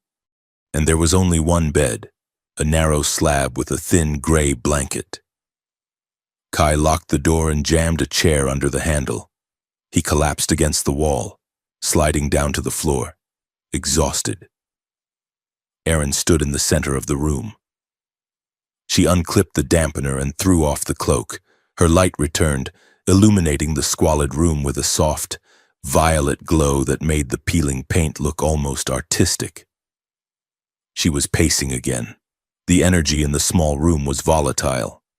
"We are trapped," she said. "The Regent knows we are here. She is toying with us." "She is looking," Kai corrected, closing his eyes. "There is a difference. If she knew exactly where we were, this room would already be a crater." "We should strike now," Aaron said, spinning to face him. "Go to the palace, storm the gates." "And die?" Kai opened his eyes. "That is suicide. Aaron, we need proof. We need to break her narrative before we break her jaw." "I do not have time for proof," Aaron shouted. The crown on her head pulsed. "Every second I am here, the weapon charges. Every second I am a danger to these people." "Then let's leave," Kai said. He stood up, frustration finally boiling over. "Let's get back on the ship and run. We can go to the outer rim, disappear. Let the Regent rot on her throne." "I cannot abandon them," Aaron cried. "You just told me to care for them." "I told you to care, not to die," Kai yelled back. "Why do you owe them everything? They let you rot in a box for 100 years. You do not owe them your life." I am their princess. You are a person. Kai stepped closer, invading her space. Stop hiding behind the title. Stop hiding behind the duty. You are using the Empire as a shield because you are terrified of actually living a life that isn't written in a prophecy. Aaron recoiled as if slapped. The accusation hit a nerve so deep it vibrated through the psychic link, shaking Kai to his core. And you? She hissed, stepping back into his face, her eyes blazing. You hide behind jokes. You hide behind sandwiches, and you pretend nothing matters because you are terrified to admit that you want something real. You are afraid that if you stop running, the grief will catch up with you.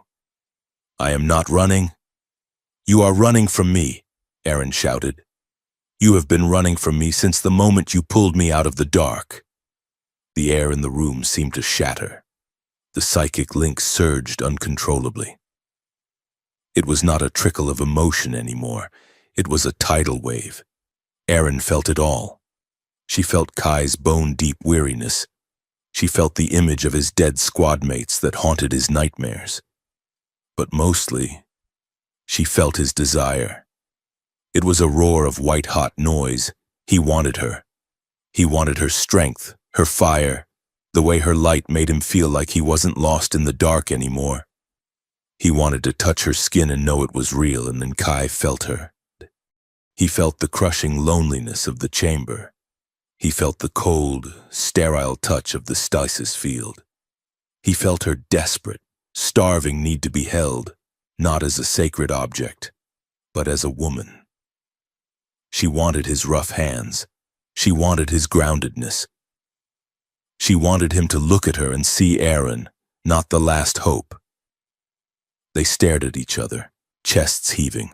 The anger evaporated, replaced by a magnetic pull so strong it felt like gravity had shifted. Kai, she whispered. They didn't walk. They staggered toward each other. Kai's hands found her waist, gripping the silk of her robes. Aaron's hands tangled in his hair, pulling him down. The kiss was not gentle. It was fierce. It was a collision of two people who had been starving for a century. One literal, one metaphorical. It tasted of desperation and salt and ozone. Kai groaned low in his throat, backing her up until she hit the wall. Aaron made a sound that was half sob, half gasp, molding her body against his. The psychic link erased the physical boundaries. Every place their skin touched felt like it was burning with golden fire. Aaron felt the staggering relief of being desired. It wasn't the cold, distant admiration of a subject. It was hot and messy and human. He wanted her. He wanted the broken parts, the angry parts, the terrified parts. Kai felt the terrifying joy of caring. The walls he had built around his heart crumbled into dust. He realized with a jolt of panic that he would burn the galaxy down for her. His hands moved up her back, desperate to pull her closer, as if he could merge them into one being. Aaron's head fell back, exposing her throat, her breath ragged. It would be so easy to just let go, to let the link take over, to lose themselves in the sensory overload. Kai pulled back. It took every ounce of strength he possessed. He wrenched his mouth from hers, gasping for air, his forehead resting against hers. His hands were shaking on her shoulders. Wait, he wheezed, wait. Aaron blinked, dazed, her eyes wide and luminous. Why? Do you not want this?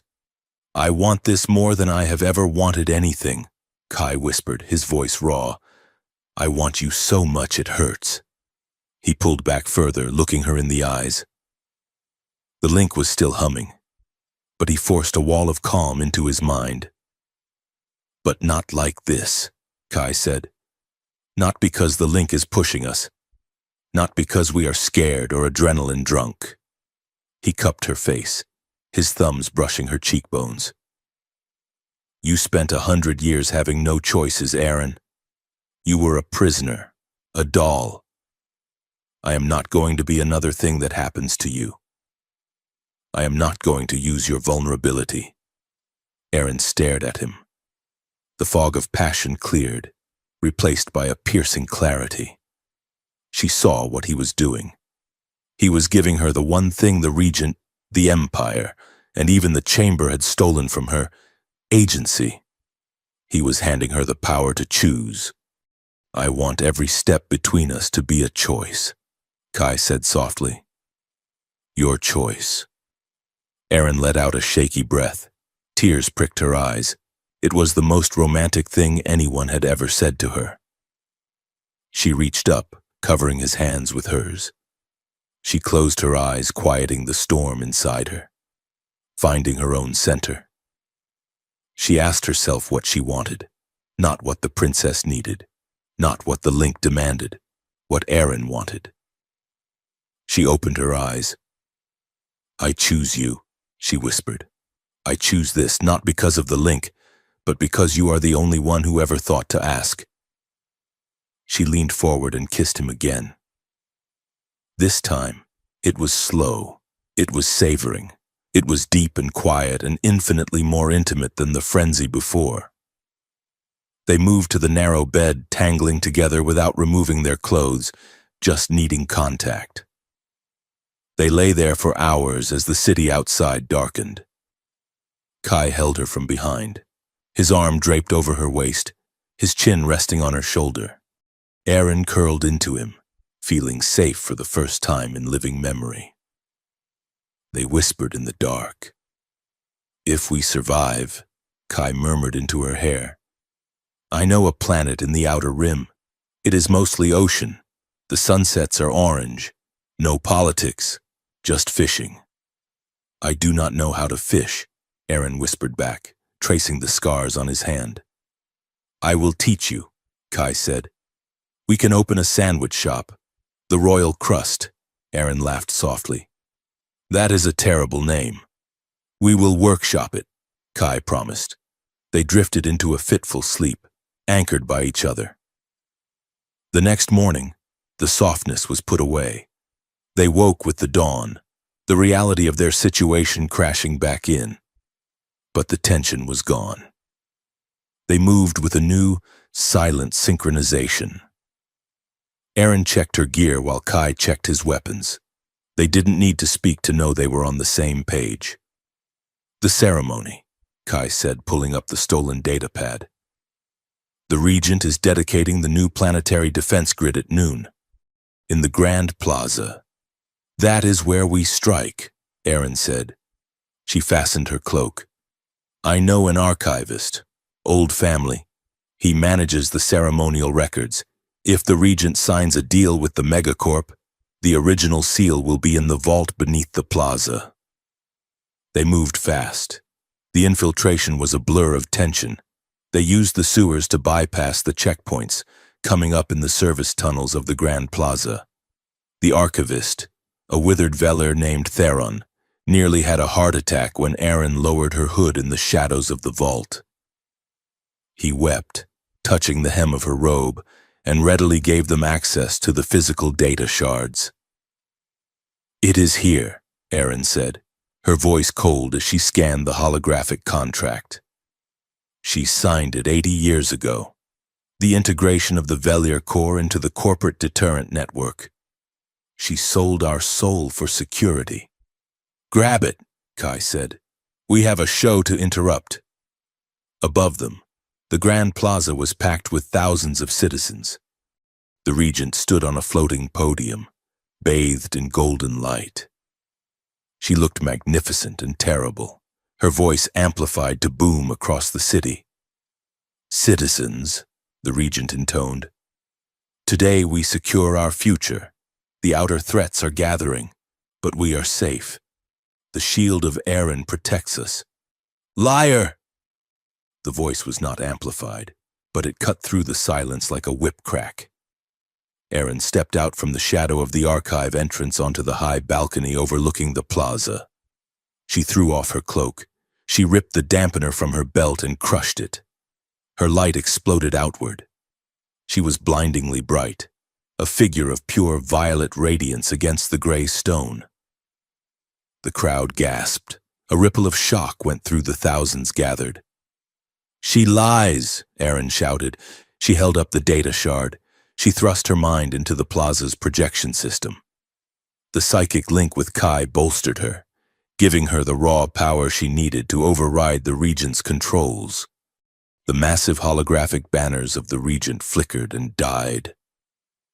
In their place, Aaron projected the truth. The crowd saw the contract. They saw the footage of the weapon testing. They saw the Regent shaking hands with the human CEO, trading the safety of the system for a guarantee of her own power. "I am not dead," Aaron's voice boomed from the speakers. "And I am not your shield. I am the hostage she is using to hold you all prisoner." The Regent, on her podium, went pale. Then, her face twisted into a snarl of absolute hatred. "Cut the feed!" she screamed at her guards. "Kill her!" The guards hesitated. They were looking at Aaron, the living legend. The martyr returned. They lowered their weapons. "You cannot kill the truth," Aaron declared, spreading her arms. The Regent saw her control slipping away. She saw the crowd turning, the murmur of rebellion rising like a tide. She made a choice. She reached into her robes and pulled out a small black device. "If I cannot have the throne," the Regent whispered into her microphone, "no one will have the world." She pressed the button. High above the city, on the orbiting megastructure, the cursed chamber received the signal. Aaron screamed. It was not a sound of fear. It was the sound of her nervous system being set on fire. The crown on her head activated remotely. Arcs of red lightning erupted from the metal, drilling into her skull. She collapsed on the balcony, convulsing. "Aaron!" Kai shouted, catching her before she hit the stone. The sky above the Capitol turned red. The atmosphere began to ionize. The countdown had begun. "The fail-safe," the Regent laughed, her voice manic over the speakers. "She is the key, and I just turned it." Panic erupted in the plaza. The crowd stampeded. Kai held Aaron, looking at her agony. Her eyes were rolling back, foam gathering at her mouth. The link was a chaotic storm of pain. "Kai," she gasped, clutching his shirt. "It hurts. It is starting." Guards loyal to the Regent were pushing through the crowd, weapons raised. "We have to go," Kai yelled. He scooped her up in his arms. She was light, terrifyingly light. He ran. He didn't use stealth this time. He used violence.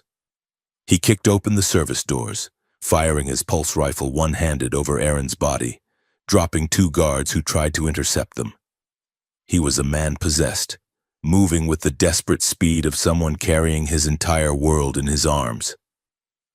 They reached the service tunnels. Kai didn't stop running until they were back at the docking bay. He laid Aaron on the floor of the ship and scrambled to the cockpit, launching them into the sky just as the planetary defense grid began to charge up. They broke orbit, leaving the chaos of the Capitol behind. Kai engaged the autopilot and ran back to the hold.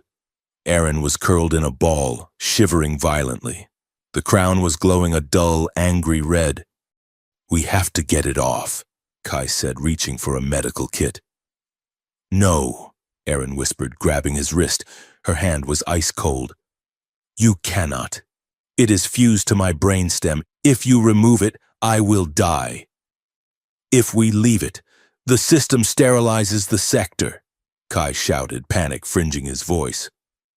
"The Regent triggered the sequence. The chamber is building the charge." Aaron looked up at him.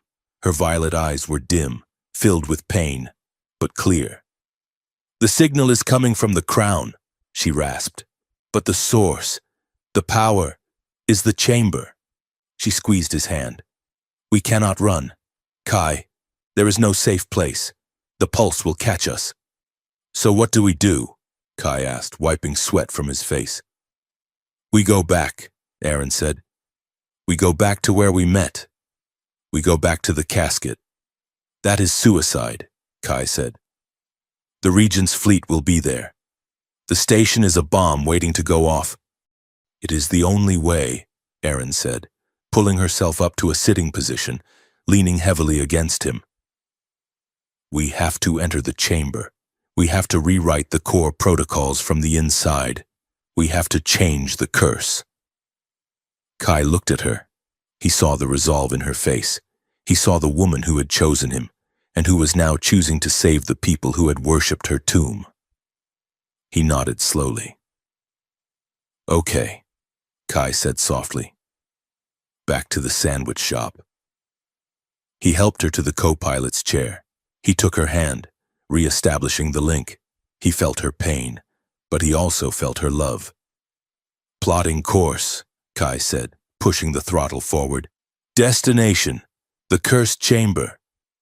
The ship wheeled around, turning its back on freedom, and streaked into the dark toward the burning eye of the gas giant.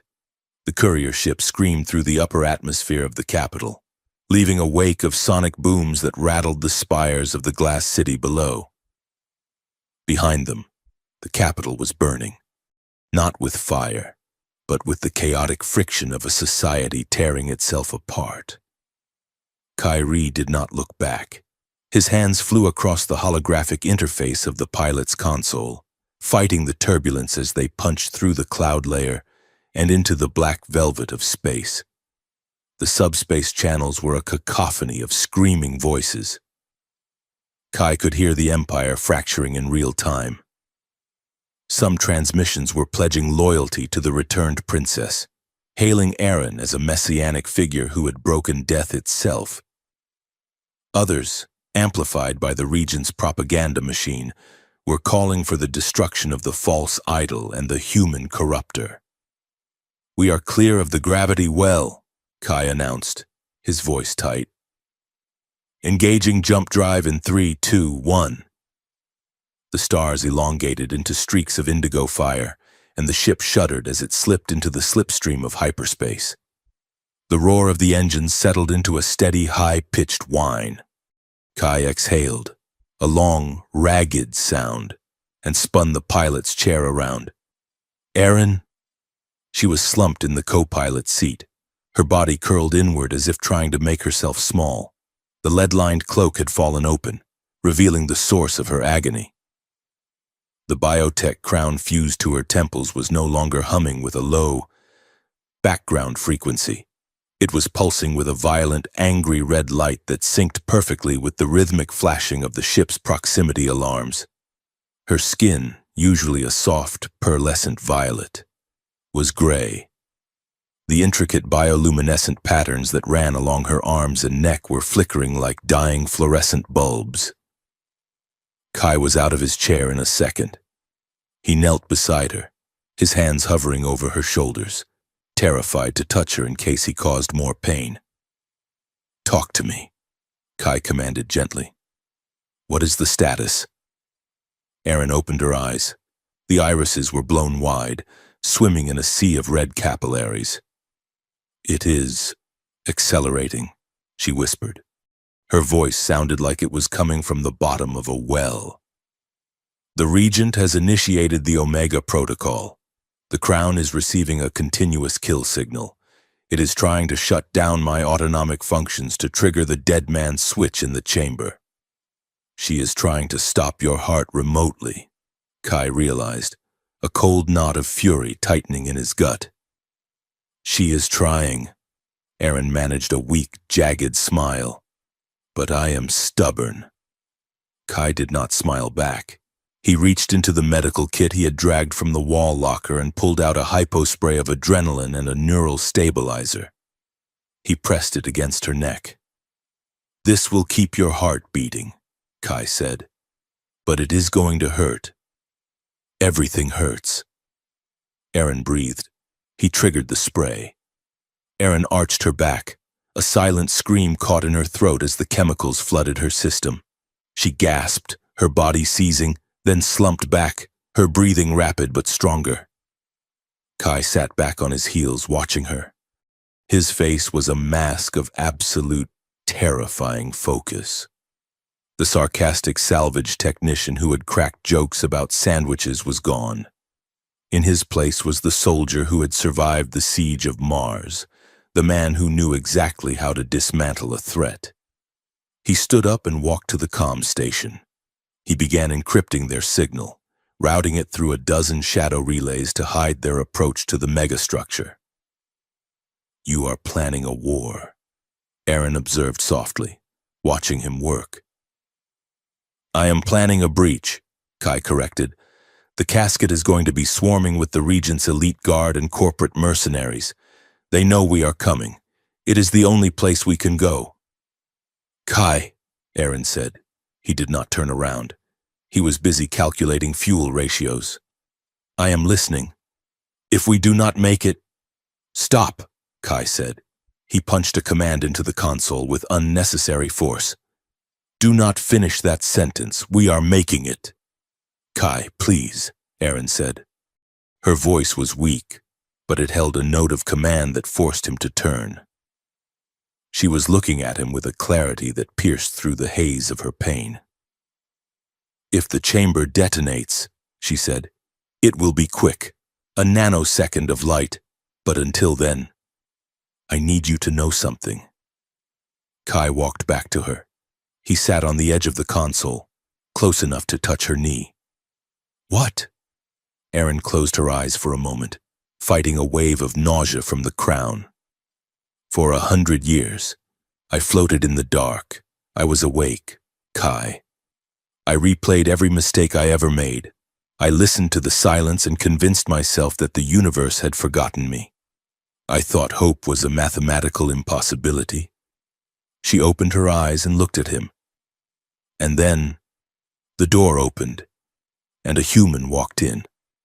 Kai let out a short, dry laugh. "Eating a synth meat sandwich." "Yes," Aaron said, and her eyes softened with a profound, aching tenderness. "It was ridiculous, and it was absurd. You were chewing with your mouth open. You had crumbs on your flight suit. You looked at the most terrifying technology in the galaxy and you rolled your eyes." She reached out, her trembling fingers brushing the back of his hand. "It was the most beautiful thing I had ever seen," she whispered. "It was so ordinary. It was so messy and alive. It felt like a miracle. You did not come to worship me. You did not come to kill me. You just walked in. You made the universe feel small again. Manageable." Kai looked down at her hand. His own hand was scarred, rough, stained with grease and old violence. He turned his palm up and interlaced his fingers with hers. "I was numb," Kai admitted, his voice low. "After the war, after I lost my squad, I stopped feeling things. I thought if I made everything into a joke, it could not hurt me. I thought if I didn't care about anything, I couldn't lose anything." He squeezed her hand. "Meeting you scared the hell out of me," Kai said, "because I realized I was still alive. You forced me to wake up, Aaron. You made me want to be something other than a ghost." They sat there for a moment, the hum of the hyperdrive the only sound in the universe. The connection between them, the psychic link, was throbbing with a steady, warm rhythm, a lifeline in the dark. "We are not dying today," Kai said, his voice fierce. "I still owe you a sandwich." "I will hold you to that," Aaron whispered. The proximity alarm blared again, louder this time. Dropping out of hyperspace, the ship's computer announced.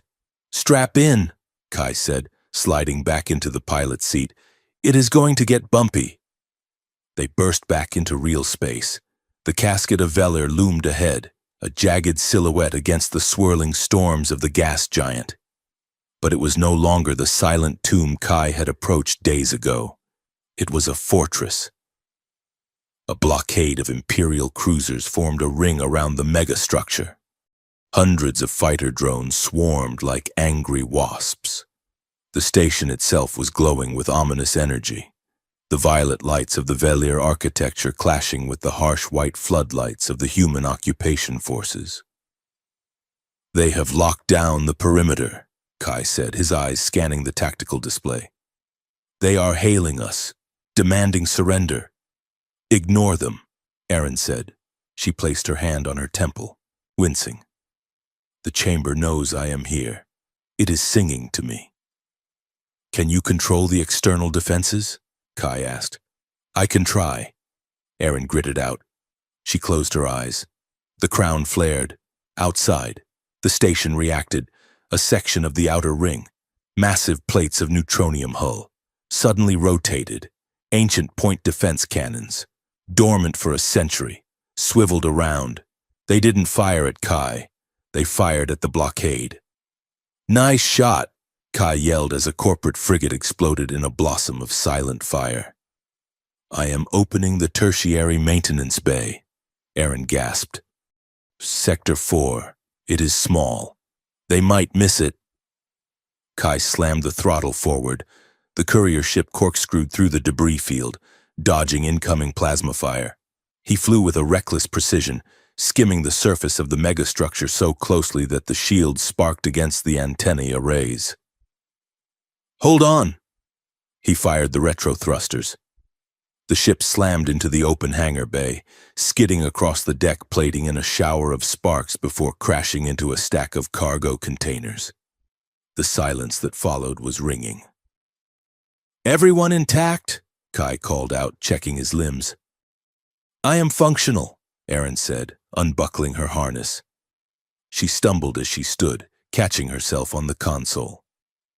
We have to move, Kai said, grabbing his rifle.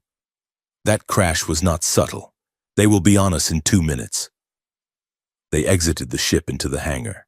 It was already a war zone.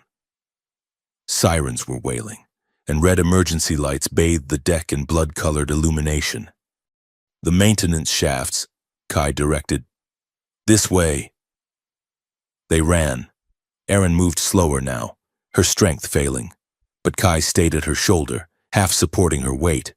They slipped into the narrow corridors of the station's underbelly, navigating the maze of pipes and conduits. But the station was crawling with enemies. They rounded a corner and ran straight into a squad of Imperial stormtroopers. Contact! The lead trooper shouted. Kai didn't hesitate. He dropped to one knee and opened fire. His pulse rifle barked, taking down the first 2 soldiers. Move! Erin! He shouted. Erin raised her hand. She didn't have the strength for a full psionic blast, but she twisted her fingers, and the gravity plating in the corridor inverted. The remaining troopers screamed as they were slammed into the ceiling. Kai and Erin scrambled past them, their magnetic boots keeping them anchored to the floor. The journey to the core was a running battle. They fought through hydroponics bays where the plants were withering from the radiation leaks. They fought across zero-G bridges where corporate drones strafed them from above. Kai was a whirlwind of calculated violence. He used every trick he knew, bouncing shots off bulkheads, overloading door panels to crush pursuers, using the environment as a weapon. He took a grazing shot to his shoulder, cauterizing the fabric of his suit, but he didn't slow down. Erin fought with the station itself. She commanded doors to seal behind them. She vented the atmosphere in corridors filled with enemies. She was the conductor of the megastructure, turning its systems against the invaders. But with every act of power, the crown dug deeper. She was bleeding from the nose and ears now. Her vision was graying out. We are close, she gasped as they reached the final blast door. The chamber. It is just ahead. The door was sealed. Glyphs burned on its surface, warning of catastrophic containment failure. It is locked down, Kai said, trying the override. It is waiting, Erin whispered. She placed her bloody palm against the metal. The door didn't open mechanically. It dissolved.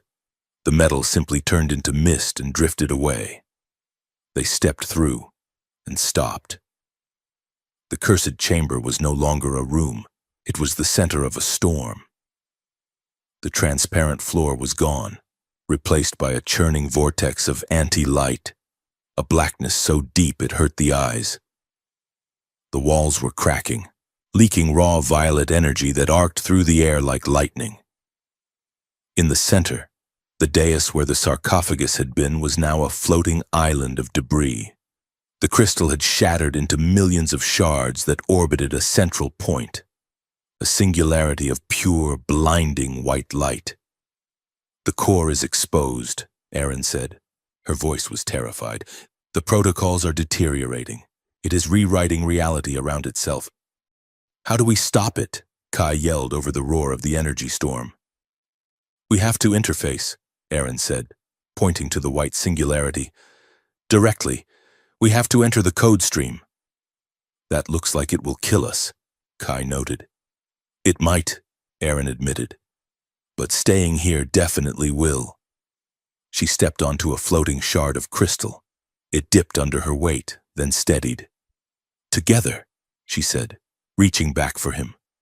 Kai took her hand. He squeezed it hard. "Together." They leaped from shard to shard, crossing the abyss of the room. The energy arc snapped at them, but just as the legend said, the chamber recognized them. The lightning bent away from their bodies. The chaotic gravity stabilized under their feet. They reached the center. The singularity towered over them, a column of roaring light. Erin looked at Kai. Tears were streaming down her face, mixing with the blood. "I am afraid," she whispered. "Me too," Kai said. He pulled her close, kissing her forehead. "Let's go." They stepped into the light. The world dissolved. There was no pain. There was no sound. There was only data, vast and infinite, interpreted by their brains as a lucid dream. They were standing in a field of white snow. But it wasn't snow. It was static. "Where are we?" Kai asked. He looked down at himself. He wasn't wearing his flight suit anymore. He was wearing his old dress uniform from the Solar Navy. "The interface." Erin's voice came from everywhere. She appeared beside him. She was wearing her coronation robes, heavy with jewels, her face painted in the rigid style of the ancestors. "This is the memory of the chamber," Erin said. "It is showing us who we were." The scene shifted. They were in the Imperial Palace. Erin sat on a throne that was too big for her. Faceless courtiers whispered in the shadows. "She is weak," they hissed. "She is soft. She must be contained." Kai watched as the Erin in the memory shrank, becoming small and cold. "I let them define me," Erin whispered, watching her past self. "I let my worth be tied to this chair. I thought if I wasn't the perfect queen, I was nothing." The scene shifted again. Mars, the red dust swirling. Kai stood in a crater, holding the dog tags of his dead lieutenant. He was laughing, cracking a joke to a medic, but his eyes were dead. "I ran away," Kai said, his voice cracking. "I told myself love was just a tactical weakness. I told myself that if I didn't care, I won the war." The landscape swirled. Future possibilities flickered past them like strobe lights. They saw a future where Erin ruled alone, cold and terrible, the galaxy safe but gray. They saw a future where Kai drifted from bar to bar, old and bitter, telling stories no one believed. They saw a future where the failsafe triggered, and the stars burned out one by one. It was never meant to be a prison, Erin realized, looking up at the sky of streaming code. My ancestors. They built this place to store wisdom, to remember. The Regent corrupted it. She turned memory into a weapon. She programmed it to punish choices. "So we reprogram it," Kai said. "How?" They arrived at a massive gate. It was made of iron and circuitry towering 1,000 feet high. It was locked with chains of glowing red logic, the Regent's hatred, the Regent's fear. "To open it," Erin said, reading the code etched into the metal, "we have to pay the toll. We have to relinquish the parameters that the system uses to identify us." "Translation?" Kai asked. "I have to stop being the princess," Erin said. "I have to give up the claim to the throne. If I am not the heir, the Regent's failsafe has no target. And me? You have to stop being the survivor, Aaron said softly. You have to relinquish your armor. You have to admit that you are willing to lose. It was the hardest thing either of them had ever done. Aaron stepped forward. She reached up and touched the phantom crown on her head. I am Aaron, she said to the gate. Just Aaron. I claim no dominion. I claim no subject. I claim only myself. She pulled the crown off. In the mindscape, it shattered into dust. Kai stepped forward. He looked at the ghost of his old uniform. He looked at the walls he had built around his heart. I am Kai, he said. I am terrified, and I am in love. And if that destroys me, then let it destroy me. He stripped off the uniform jacket, letting it fall. The red chains on the gate snapped. The iron doors groaned open. But beyond them, there was no throne. There was no weapon. There was just a kitchen. It was a small, messy kitchen with a window looking out over a blue ocean. There was a table with 2 chairs. There was a plate of sandwiches. It was the symbolic representation of their shared desire, the sanctuary protocol. It is small, Aaron said, tears filling her eyes. It is enough, Kai said. They walked through the gate together. As they crossed the threshold, they grabbed each other. The metaphysical landscape collapsed into a singularity of emotion. They confessed everything in a rush of telepathic honesty. The fear of the dark, the taste of the ration bar, the way Aaron's laugh sounded like a bell, the way Kai's hands felt rough and safe. They chose the quiet morning over the grand destiny. The white light exploded back in the physical world. The cursed chamber screamed. The violet energy arcs turned a soft, warm gold. The shattering crystal shards froze, then reassembled themselves, not into a sarcophagus, but into a protective dome over the 2 figures in the center. The computer voice of the station boomed, audible even over the roar of the storm. Identity confirmed. Protocols rewritten. Mode, sanctuary. Threat assessment, null. The Omega signal from the Regent was blocked. The countdown stopped at 1 second. Outside the chamber, the Regent's stormtroopers were preparing to breach the door with plasma cutters. Suddenly, the door opened on its own. Go! The commander shouted. Secure the target. The troops charged in, but they didn't find the chamber. As they crossed the threshold, the defensive illusions of the sanctuary took hold. The lead trooper stopped screaming. He dropped his weapon, falling to his knees, sobbing as he saw a vision of his own mother. Another trooper curled into a ball, paralyzed by the illusion of falling forever. The chamber was rejecting them. It was trapping them in the mirrors of their own minds. Kai and Aaron stood in the center, under the golden dome. They were gasping for air, holding each other up. The crown fell from Aaron's head, clattering onto the floor, dead and gray. We did it, Kai wheezed. We broke the curse. Aaron looked at him. She looked free. We didn't break it. She smiled weakly. We changed our minds. Then, a heavy rhythmic thudding echoed from the corridor. Thoom. Thoom. Thoom. It was the sound of something heavy, something shielded against psychic manipulation. A figure appeared in the doorway, wading through the screaming, hallucinating soldiers. It was a massive suit of powered armor, gleaming with null field generators that rippled the air around it. It pushed aside the illusionary defenses like cobwebs. The faceplate hissed open. The Regent stood there.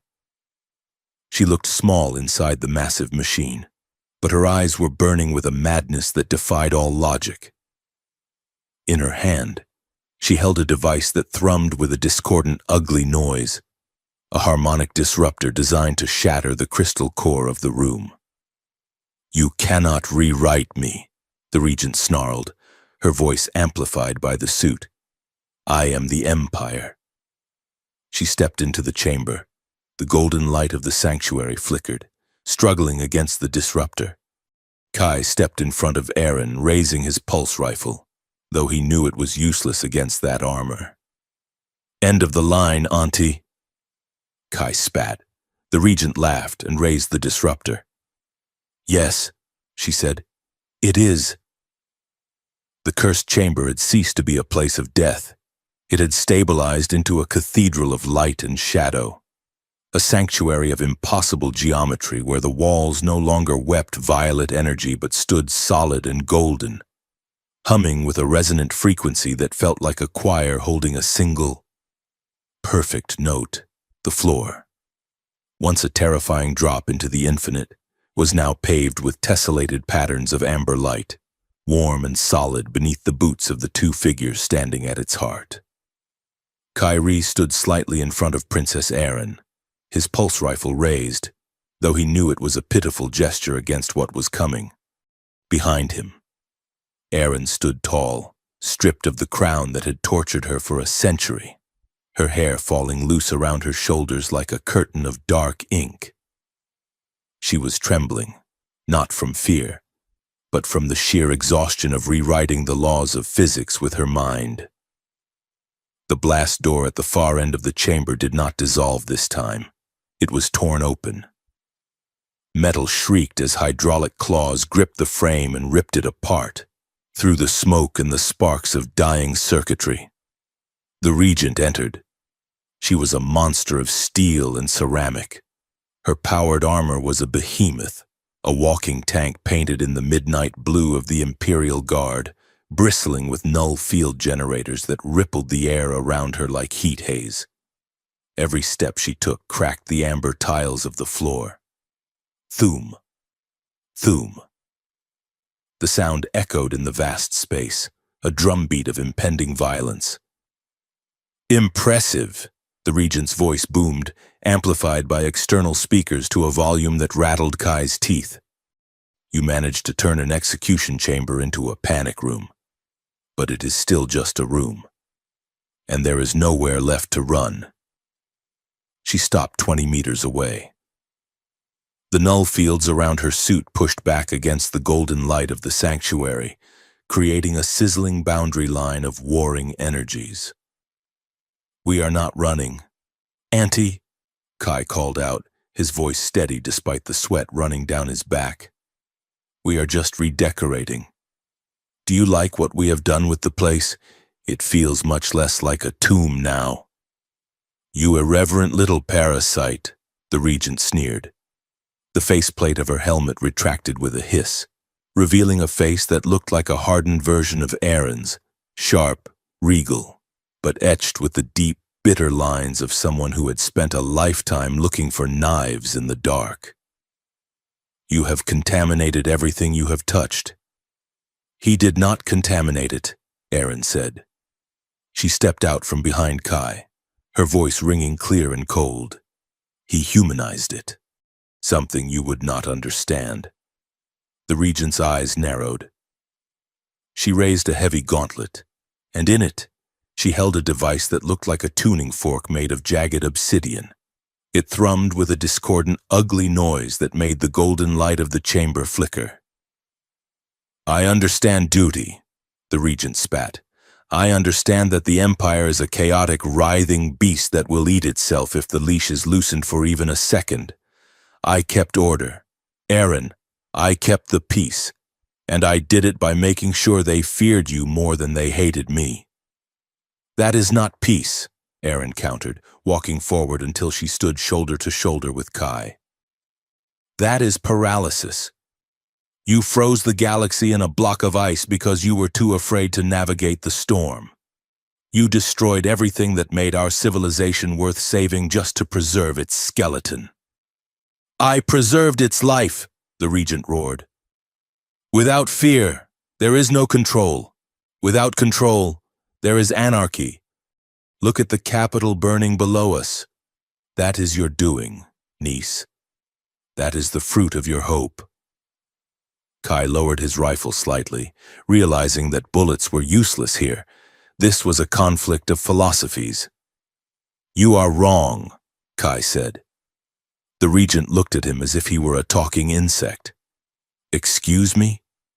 You are wrong, Kai repeated, his voice gaining strength. I was a soldier. I saw what happens when you rule by fear. People break, and when they break, they do not follow orders anymore. They just burn everything down. He took a step toward the massive armored figure.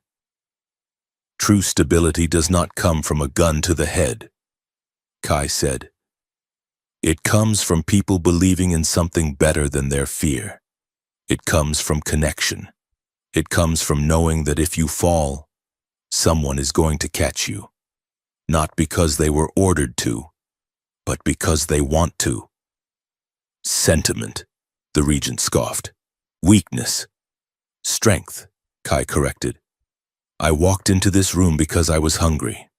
I survived because I didn't care about your scary legends. But I stayed. I stayed because I found someone worth fighting for.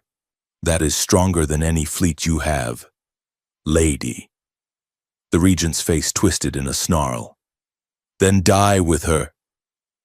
She activated the obsidian device. The disruptor let out a shriek that tore through the air. A wave of discordant energy slammed into the golden dome of the sanctuary. The floor buckled. The light fractured, splintering into jagged shards. Kai was thrown backward, hitting the ground hard. Erin fell to her knees, clutching her head as the psychic backlash hit her. The code is unraveling, Erin gasped, blood trickling from her nose. She is shattering the core. The regent laughed, a triumphant manic sound, and stepped closer. I will scrub this chamber clean. I will wipe your minds until you are drooling husks, and then I will put you back in the box. Erin, and this time, I will weld the door shut myself. She raised the disruptor for a final killing pulse. Erin looked at Kai. Kai looked at Erin. Across the psychic link, there was no panic. There was only a sudden, synchronized realization. She is using the crown frequencies, Erin thought. She is connected to the network. Kai replied, she wants to broadcast a kill signal. Erin realized, let's give her a different signal. Kai thought. Erin reached out her hand. Kai grabbed it. They didn't try to fight the disruptor. They surrendered to it. They opened the floodgates of their shared mind, pouring everything they were, everything they felt, into the regent's connection. Now! Erin screamed. The chamber reacted. It took the discordant energy of the disruptor and inverted it. It didn't absorb the signal, it amplified it. It turned the megastructure into a galactic transmitter. The blast didn't destroy the room. It exploded outward, moving faster than light, riding the Empire's own surveillance network. Across the Valir system, on 1 billion screens in 1 trillion minds. The signal hit. It wasn't a speech, it wasn't a video. It was a pure, unfiltered experience. A miner on a gas refinery moon dropped his laser drill, gasping, as he suddenly tasted synthesized meat and stale bread. He felt the gnawing hunger of a human salvage tech, and the sudden, absurd bravery of walking into death because he was bored. A corporate executive in a high-spire office froze, dropping her glass of wine. She felt the cold, suffocating silence of a century in the dark. She felt the weight of a crown fused to her skull. She felt the terrifying loneliness of a girl who was told she was a god so that no one would have to treat her like a person. A soldier on the blockade line fell to his knees, weeping. He felt the moment Erin and Kai stood on the bridge. He felt the warmth of a hand on his waist. He felt the electric, terrifying realization that love was not a weakness, but the only thing that made the dark bearable. They felt the choice. They felt the moment in the metaphysical snow when Erin gave up her throne and Kai gave up his armor. They felt the rewriting of the chamber from a weapon of fear into a sanctuary of protection. For one singular, crystallizing second, an entire civilization felt what it was like to care about someone more than power. The effect was instantaneous. In the chamber, the regent screamed. She wasn't screaming in triumph.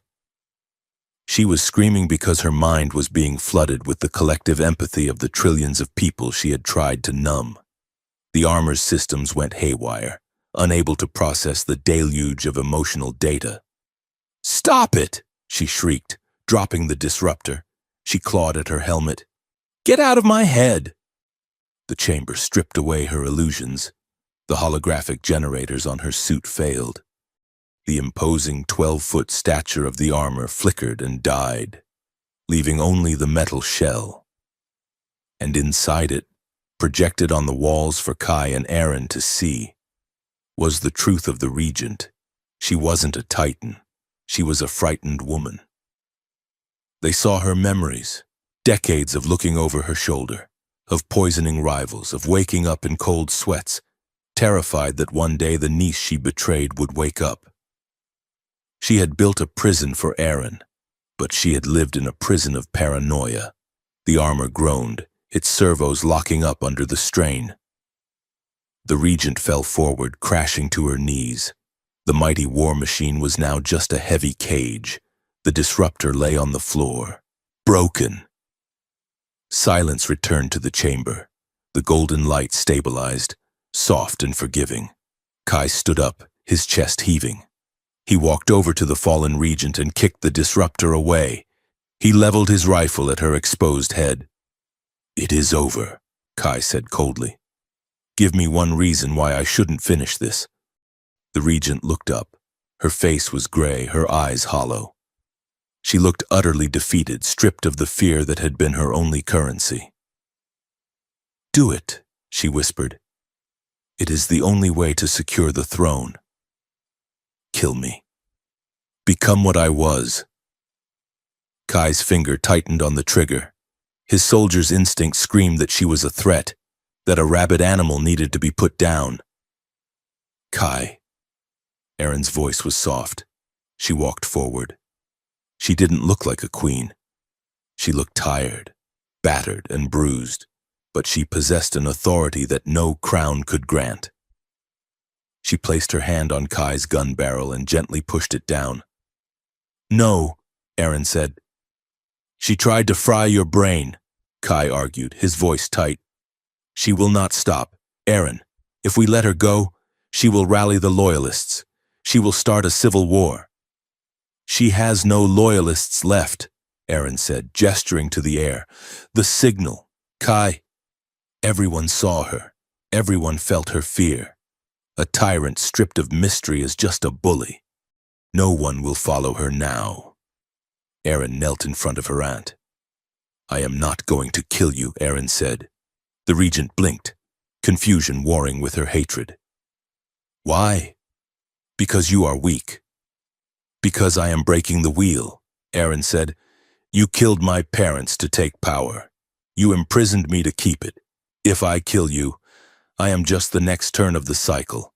I am just another Velier ruler solving problems with murder." She stood up, her silhouette framed by the golden light. "I sentence you to exile," Aaron pronounced. "Exile," the regent scoffed weakly. "To where? Some pleasure moon?" "No," Aaron said. She pointed to the floor. "Here." The chamber hummed. The light shifted. "You will stay in the casket," Aaron said. "You wanted to control this place. Now you belong to it. The chamber is a library of memory. You will spend the rest of your days here, monitored by the system. And every day, the chamber will show you the life of one person you destroyed. You will watch them. You will feel their pain. You will know exactly what your order cost them." The regent's eyes went wide with horror. "No, no, kill me, just kill me." "That is the mercy I offer," Aaron said, turning her back. "You have a lifetime to learn what you forgot. Do not waste it." She looked at Kai. "Let's go home." Kai looked at the regent, sobbing in her broken armor, and then at Aaron. He holstered his rifle. "You are terrifying when you are benevolent," Kai murmured. I learned from the best, Aaron said, taking his hand. They walked out of the chamber, leaving the past behind them.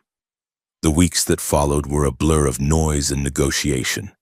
The empire did not vanish overnight, but it changed shape.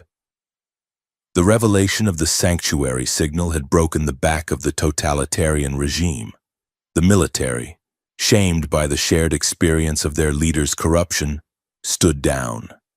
The corporate fleets, realizing their contracts were now public record and PR poison, retreated to the core systems to lawyer up. Erin returned to the capital, but not to the imperial palace. She refused to live in the spire that had cast a shadow over the city.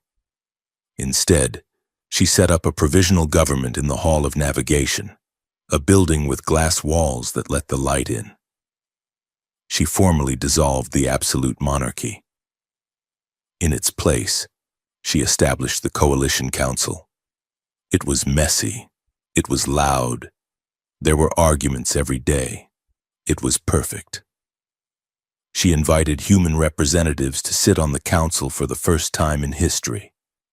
The first representative was a terrified union leader from the lower districts. The second was a grumbling, reluctant salvage technician who insisted he was only there as an advisor. Kai hated the meetings. He hated the robes they tried to make him wear, but he sat there, day after day, at Aaron's right hand, translating the nuance of human stubbornness for the Velier elders, and translating Velier stoicism for the human laborers. He became the bridge, the ambassador of the sandwich, the press called him, a nickname that made him groan and Aaron laugh until she cried. But finally the dust settled, the treaties were signed, the new constitution was ratified, and Aaron asked to go back. It was 3 months after the confrontation. The casket of Velier had been transformed. It was no longer a restricted military zone. It was a pilgrimage site, a museum, and a memorial. But the core, the chamber itself, remained closed to the public. Kai piloted the courier ship into the docking bay. It felt different this time. There was no gunfire. There were no alarms. Just the quiet hum of the station's ventilation systems. They walked through the corridors, their footsteps echoing on the metal. It feels different, Kai noted. Lighter. The ghosts are gone, Aaron said. She was wearing simple clothes, trousers and a tunic, similar to Kai's salvage gear. She looked younger, freer. They reached the threshold of the chamber. The door was open. Inside, the golden light was dim, restful like a sunset. The floor was solid. The terrifying machinery of the weapon was gone, replaced by floating monoliths of data, the memories of the Velier people, finally accessible to scholars. In the center, where the sarcophagus had been, was a simple stone bench. Aaron walked to it. She touched the spot where she had floated for a century. I used to hate this silence, she said softly. Now, it is peaceful. She turned to face the door. Kai was leaning against the frame. He was holding a small, paper-wrapped package. He walked in. The sound of his boots was the only noise in the room. He stopped in front of her. He unwrapped the package. It was a sandwich. Fresh bread, real turkey, imported at great expense. Crisp lettuce, and actual cheddar cheese. He held it out to her. I promised you, Kai said. Aaron looked at the sandwich. Then she looked at him. A smile broke across her face, radiant, unguarded, and utterly beautiful. She took it. She took a large, unprincess-like bite. She chewed, closed her eyes, and swallowed. It is better than the ration pack, she declared. I should hope so, Kai said. That cost me 20 credits. Aaron laughed, a clear, unburdened sound that danced off the golden walls. You know the story they are telling in the schools? She asked, wiping a crumb from her lip. They say, no one could enter the cursed chamber. until a human walked in eating a sandwich, met a princess, and wouldn't let her stay cursed. They missed the part where I was terrified and crying on the inside. Kai deadpanned. I heard they are building a statue of you, Aaron teased, holding a baguette like a sword. I will sue them, Kai grumbled. I have rights. He stepped closer. The humor faded from his face, replaced by a warm, steady gravity. How are you, Aaron? He asked quietly. Really? She looked around the room that had stolen 100 years of her life. Then she looked at the man who had given the rest of it back to her. I am here, she said. I am awake, and I am free. She placed the sandwich on the bench and stepped into his space. She reached up, her hands resting on his shoulders, feeling the solid warmth of him. And I am not alone, she whispered. Never. Kai promised. He wrapped his arms around her waist, pulling her in. There was no desperate clinging this time. There was no frantic adrenaline. There was just the easy, comfortable fit of two people who knew the exact shape of each other's souls. He leaned down. She tipped her head back. The kiss was slow. It tasted of peace. It tasted of a promise kept. It was a kiss that said, I see you. I know you. I choose you. The psychic link hummed between them, a gentle background vibration of contentment. It amplified the feeling of safety, wrapping them in a cocoon of shared belonging. They broke apart but didn't let go.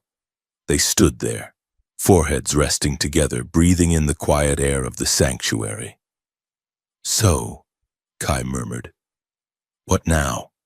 The council is in recess for a month. We have a ship. We have fuel. I seem to recall a promise, Aaron said, tracing the line of his jaw. Something about an ocean planet and fishing. The Royal Crust Sandwich Shop. Kai nodded. I have already drafted a business plan. I am excellent at management, Aaron noted, and you are passable at assembly. Passable, Kai feigned outrage. I am an artist, Aaron smiled. She took his hand, interlacing her fingers with his. Show me, she said. They turned and walked toward the door. Outside the megastructure, the gas giant still raged. Storms the size of worlds churned in the darkness, violent and eternal. But inside, the light was warm. Kyrie and Aaron Veller walked out of the cursed chamber. They walked past the threshold where the barrier had once stood. They walked past the spot where Kai had dropped his lunch and Aaron had found her life. They walked hand in hand, fingers intertwined, stepping out of the legend and into something much better. The future.